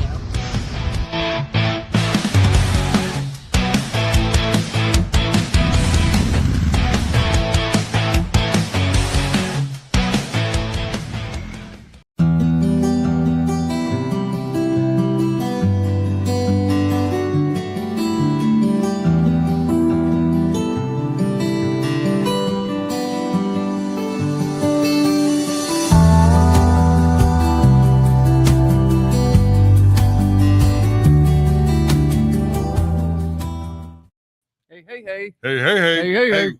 Hey. Hey, Albert. Hey. Hey, welcome back to the 99 with Billy Ball and Hemp and Hounds. Billy, what's going on, Speaking of hey. What's up? Looking at my good boy over here. This I is Trevor. Say hi, swear Trevor. this dog is not Right. human. Like, it's a human. It is just sat there and done nothing. Like, it's the most well-behaved. It looks like a guest on the show. Look at the damn Yeah. He's a good boy. But he wants to run away. Look at him. He He's running does. away. He's running away. like There he is. playing he smells those chicken nuggets and those French fries. Yeah, well, there ain't no more. But he's a good boy. He's a big 9-month-old. He's one of our considered a mini, but he's going to get about 10 to 15 pounds bigger. He's one that has the dock tail, so when he shakes his booty, it looks like Shakira. He twerking. It's a twerking. It's He's a twerking pup. Come on, you want to get down, buddy? But yeah, It's he's a twerking good boy. terrier. I had a couple of the smaller ones I was going to bring, but they just weren't behaving. But I'm very excited today. I to saw have- that my little pit bull named female got Yes, adopted. She got her home. She got adopted. She did. They Yours felt is still not absolutely adopted yet. I don't know what the hell's Nobody upside wants show. me. Nobody wants me. Yeah, everybody loved Patty. Everybody loved little Patty Pitbull. Patty Pitbull. But today I have a very special guest who's calling in. He has a wonderful story. He's an athlete. He's an advocate. He has been on Montel Jordan's talk show. He's been interviewed by Dr. Phil. He's a very he's one of those people you want on your side. He's someone we want on our side. But very, very prominent in the hemp and cannabis world, especially here in Texas. Because as we all know, there are people who would rather be illegally healthy rather than legally dead, even though CBD and hemp is legal right now. But I want to pull up Russell and get his on all this because this man knows what he's talking about. Russell? Hey, Russell, welcome Hola. to the 99. Hola, amigos. ¿Cómo estás? Ooh, it's that voice. I know these two got these great Hey. voices. I'm just gonna close my eyes and just You know, I was backstage listening to Mongo, and man, I love that guy. I'm German. I want to talk to Mongo about East German socialism, man. What a guy, huh? He's on every Wednesday. Yeah. All right, I'll be watching the Mongo. Yeah, definitely. I knew Russell was going to fit in with us absolutely perfectly. But Russell, give us a little bit of your story. The show's kind of running long, and I'm going to have you on more and more. But a little bit of your story, and what do you think is going on down in Austin right now? What do you think is going to be the end all of all this BS? Okay, let's start with Austin. All right. Okay. They're in Big Pharma's pocket. Dan Patrick Goab, who's really pissing me off as a conservative grandfather, is trying to kiss Donald Trump's ass, but what they don't realize is he's stepping on something that is helping patients, and he don't see it that way. He's in big alcohol has given him $350,000 to get the THC out of our stores, and I know 2 owners of THC drinks that are doing very well here in the state of Texas, and they employ quite a few people, and they're conservatives, and they're going to put them out of business. Now, as far as me, I don't like what's going on in Austin. Okay, it's blatant. Yes, and it's not right. And as a conservative, they should be fucking ashamed. Seriously, man. I mean, Texas just passed Ibogaine. Thank God for Rick Perry. All right. Yeah. But they want to ban him. I'm sorry, him built this country. Exactly. George Washington owned hemp farms, and people say, well, he was a slave owner too. Fuck that. All right. I'm a 60-year-old grandfather. Speaking my language. We have 5. All right?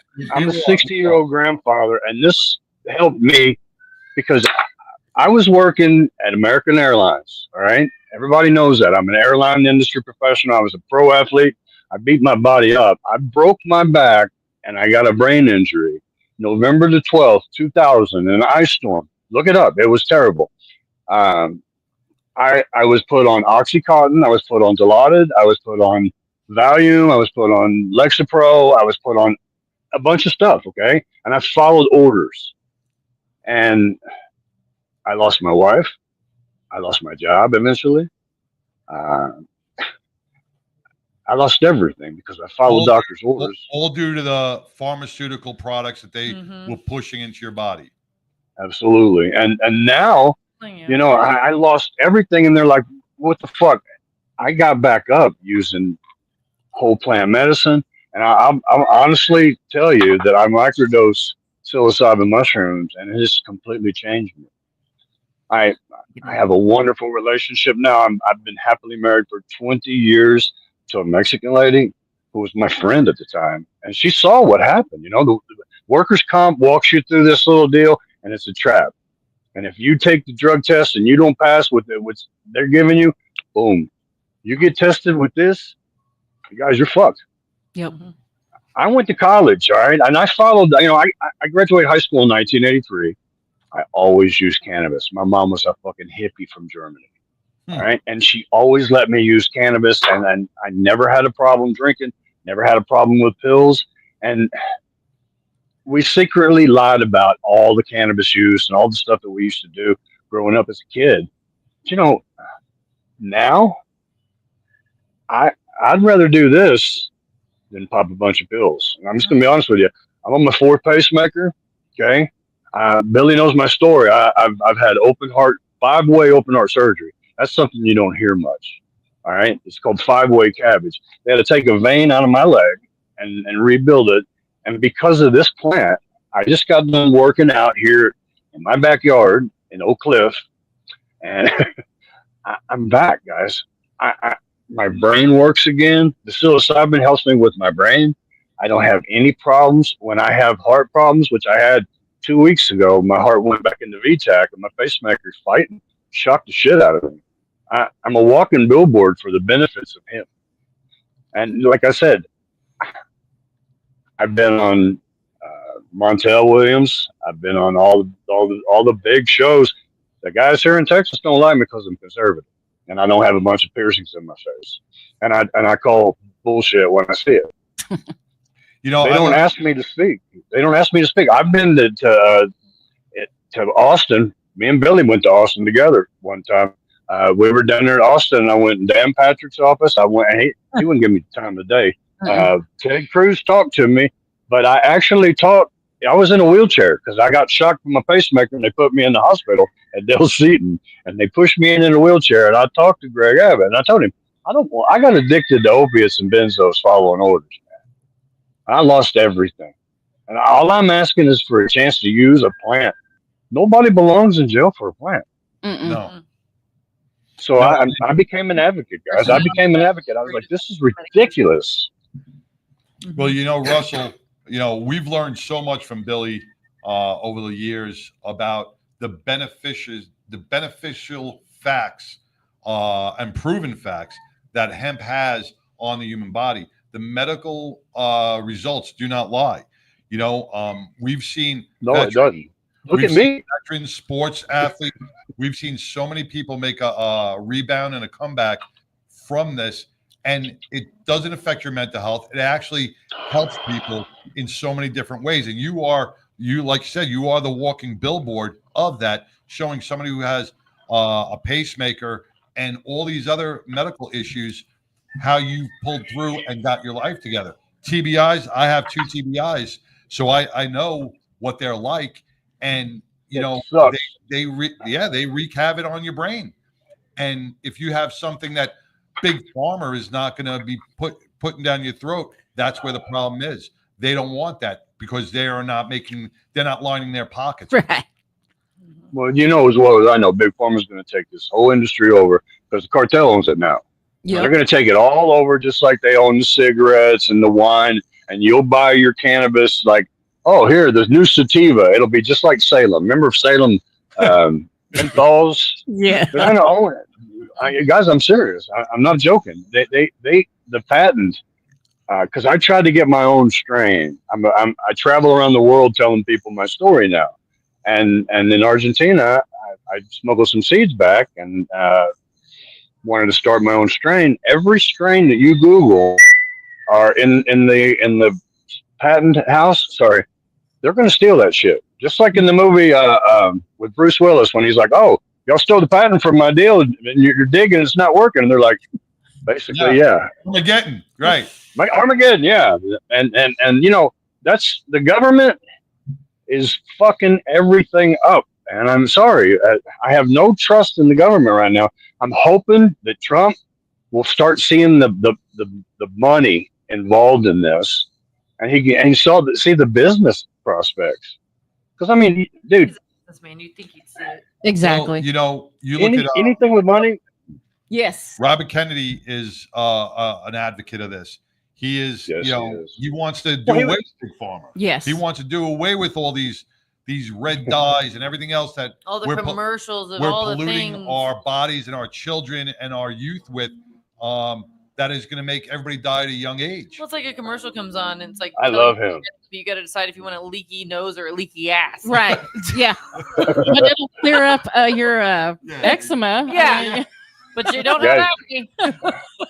I was in Walgreens in Duncanville earlier today, and the lady was asking about shingles and all this stuff, and she was speaking Spanish, and I told her, I go, mira, no, por favor, es veneno para tu cuerpo. And everybody just was like, what's this white guy speaking Spanish? And I go, don't take it. She's like, what do you mean? I go, yo tengo macapaces, a ver. Yo sabe mucho para el corazón. And she's like, holy shit. And she goes, where are you from? And I'm like, I'm German. Yo soy alemán. And she goes, sprechen Sie Deutsch? I'm like, aber natürlich. And then we had a conversation in German. And I told her the exact same thing. It's poison. And she was looking at me like, holy shit. So, I mean, you can't judge a book by its cover. I mean, people look at me and they think, duh. I became a cannabis activist. Because I lived in South Lake, all right? And being a pro athlete and working for American Airlines, I was living really well. But when I got sick, guys, when I had that baseball in my throat, the cancer in my mouth and chewing tobacco, and it attacked my heart, they put me on Social Security disability and said, go die. Mm-hmm. So I live in Oak Cliff now, and I've lived here for 10 years, and that's part of my advocacy. When I first got over here, they were arresting brown kids, Mexican kids, my kids, for 1 gram of weed. Mm-hmm. And I'm like, what the fuck are you guys doing? A gram of weed? You want to put somebody in jail for that? Because I mean, when the Biden administration was in here, our whole neighborhood got flooded with little 15-year-old girls that they're trafficking. And I mean, now I'm seeing ICE getting rid of them. Can't you do other things? Go after somebody for a plant? Right. Exactly. I'm going to tell you, I called Jasmine Crockett. Dude. I called Jasmine Crockett for help, and she won't help me because I'm white. Shocking. That's the honest to God. I live in Oak Cliff though, and you know what? When I asked for help, Jasmine, she don't like me. I'm white. I'm not her type. I asked her. I actually did. I asked her for help for handicap parking because I mean, I just got done working out. But look, I got to wear these braces, and I get out of my car, and all these titty dancing little kids are parking at Planet Fitness in the handicap because they don't want to get dirty walking across the park. I don't know, but I get tired of it. So now I use the 311 app because Jasmine won't help me. Hell, Ted Cruz won't help me. Nobody will help me. So I use the 311 app. I take a picture and I send it in, and the sheriff comes and they give them a ticket. And then they look at me like, you old asshole. And I'm, hey. You know, when I was an athlete, I never, ever asked for anything special. And when I travel now, I don't ask for any help. I don't need it. I got my hemp and I got my psilocybin. And that's another thing, Billy. I'd like to come on the show and talk about how conservative people use these medications too.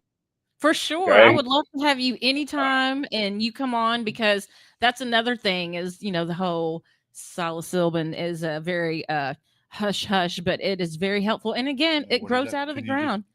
Mushrooms. I mean, they're a little bit more acceptable, it seems, than the herb is for some reason. But I don't discriminate. But that's another thing, Russell, is like when I see some of the people who are for the cannabis and for the mushrooms, they they're not very good representatives of what we're trying to promote. You know what I'm saying? You know, they're out there squawking. They got 80 facial piercings. They got 12 different color hair. And I'm just like, y'all are not. Are you looking for a face for this? Because I could totally be a face for this. Do you want Pitbull will try your products? No, I've already tried them. I've been an advocate since I was like in my teens. You know, and here's another thing. And when we talk about big pharma, Russell, you know, mental health medication. You know, you suffer the TBIs, so they put you on this. They put you on whatever Prozac. They put you on this stupid mental health medication. They say it's going to help you, and then guess what? That doesn't work that well. So now we're going to put you on a mental health booster, right? Yeah. It's like you take this medication. Now you're paying $150 for one medication, $300 for another medication. Now you're going to need a third booster to help the other booster. And don't forget about the medications for the side effects. Right, for of side all effects. that. Oh, if you have anal leakage now because of the mental health. Put this in your ass, and then this will plug your nose, and then you know you're. And it's on and on and on. And the American public is so normalized by this, and they look at stories like this and they call it propaganda. Did we lose Russell? I mean, how many medications do you think people are taking that are medications to help the other medications? Exactly. Oh, yes. For sure. It's really not to help with the actual thing you need it for. It's just you're taking this. Oh, so if you're taking this, you have to take this because it's going to make you feel this way. So you got to take this to counteract that. Just take the one to make it feel better. Right. And what Billy here is trying to promote and what Russell is trying to promote is that a plant that comes from the ground in its natural state has no side effects, has no debilitating. Yes, thank you for that big word. Yeah, it's not going to hit your opioid receptor, right? And so you're not going to OD on it ever. And you know what people who are interested in this are trying to do is, let's say the three of us have something called the funk, okay, and we all go to the same doctor, and the doctor's like, "All right, Pitbull, you get one pink pill every 6 hours," and they're like, "All right, Sideshow, you get 2 pink pills every 6 hours," and Billy has to take a blue pill because she can't take the pink pills.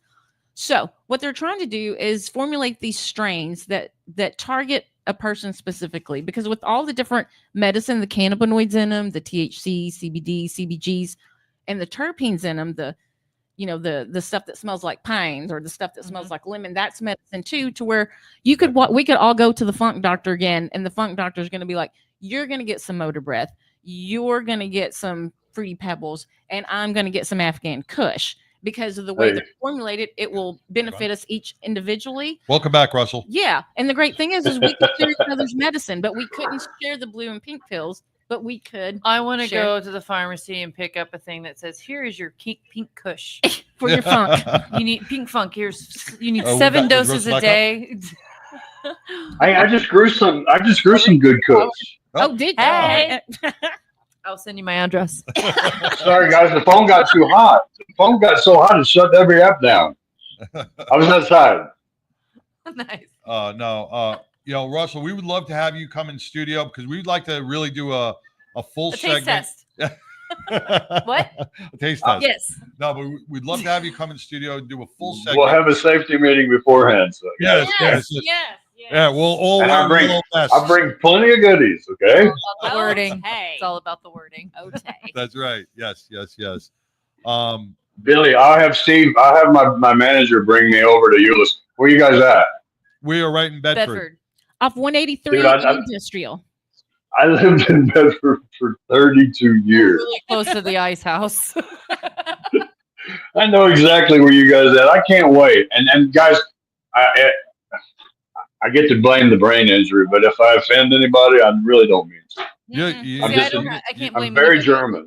I offend everybody all the time, but I don't have anything. OBBMs You are definitely not offending anybody by no means. This is what, brother. I like how you talk. This is what the show is all about. We want to keep it raw. We want to keep it real.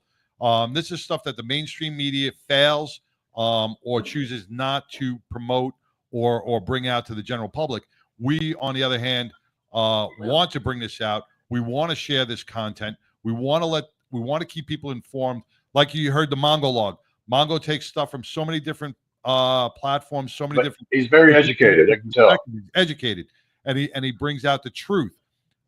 Mainstream media doesn't want to use the truth, but on things like this with you and Billy, we want to bring out the truth about THC, the products, why it shouldn't be banned, why we have to stand up and say no, how we can vote against this, how we can, as conservatives and Republicans, do one thing that we never do: protest. Exactly. Go out there with signs. Go out there and show the good that it does for our veterans, our first responders, for our people with cancer, diabetes, seizures, all these different ailments.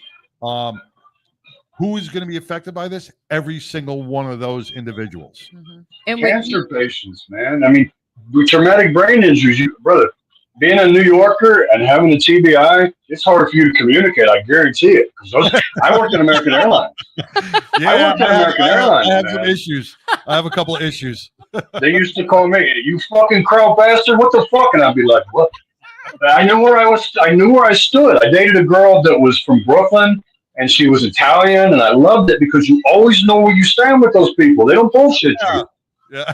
That's a German way too, man, and I love that. But one thing about it, guys, I don't mean to offend anybody. Politics really makes me uncomfortable lately. No, I mean, what happened the last 4 years really scared the fuck out of me. It reminded me of my family back in the 30s because my grandfather was a Nazi. I've been back to Germany advocating before they legalized, and last year they legalized last year, but in 2020 I was over there fighting for the weed, and I took my wife over, and I was kind of scared. My wife is Mexican. I mean, Mexican. She's dark. And my uncle is 86, and he was a Nazi. He was in a concentration camp in Denmark, and I thought he's going to hate my wife. They loved her, and I told him, and he told my wife, we were soldiers. We had to do what we had to do. Blah blah blah. And after that, everything was wonderful. Another thing, wait, you bring up a great point. And this has been documented as well. A lot of those, and I'm not condoning what they did, but what I am saying is they were following orders from a higher power. They and did what they had to do. As young soldiers, that's what they did. It's the same thing what happens in our military. They follow orders, even if they don't believe in them, even if they don't think they're right. They follow them because some dictator, some person is telling them to do that, and that's where a lot of people fail to recognize that. I think the soldiers need to use cannabis and hemp because dude, they see some nasty shit. In Vietnam, I mean, they did.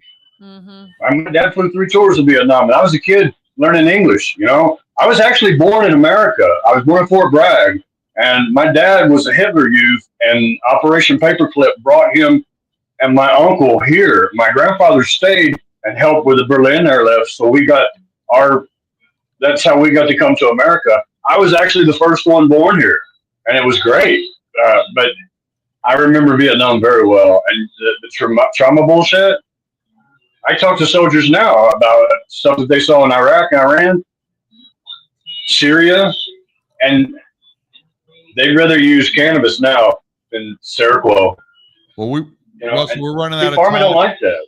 We're running out of time, but we want you in the studio. And I was going to come when you said I came to America. I was just going to do an Eddie Murphy type of us coming to America. But you know what? I would like you to come in the studio whenever you can. I would be honored, sir. Make room for you.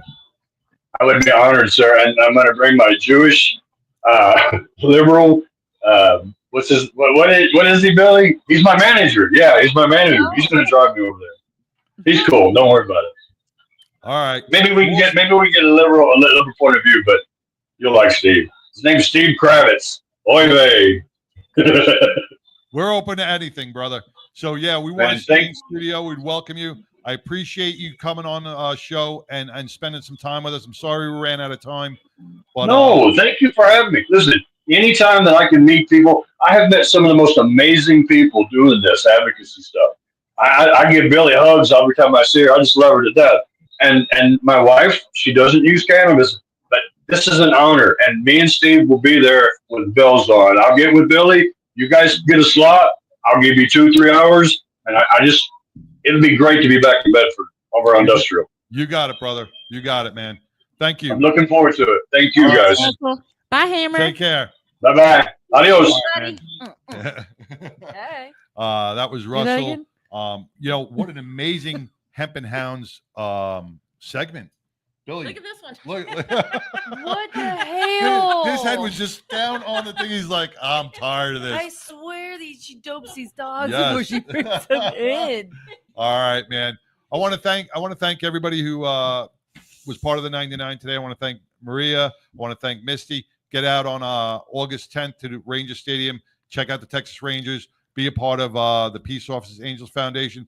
I really want to thank Stitch for sending this stuff for Tattoo Mark. Man, he's still a little emotional over there. I want to thank Mongo, Lori, Glenn, the Biker Wolf Pack, and everybody else who has been part of this. Billy, amazing once again. Russell, thank you for tuning in and being part of the show. Pitbull, man, we're going to close I'm just this over thing here up, man. giggling. You were just comic relief over here. You're just waiting for Just those. put my 2 cents in. You're waiting for the pink Kush. I'm here for the hemp. And All hounds. right. I want to thank Chance behind the board, man. Appreciate it, Chance. Thank you for everything. And if you can be anything, Sideshow. I want to thank all of our listeners and everybody who tuned in. Hobo, Alton Wells, Homie, everybody else. Homie's on. I want to thank all you guys for tuning in. Please like, share, subscribe. Get this out because you know what? Where the rubber meets the road, we can make a difference together. This is the place where you get the truth. And that's it, man. And if you could be anything in this world. Sideshow, can you be anything? What could you be? Kind. Be kind. I got to jump in there quick. Jump in. Peace.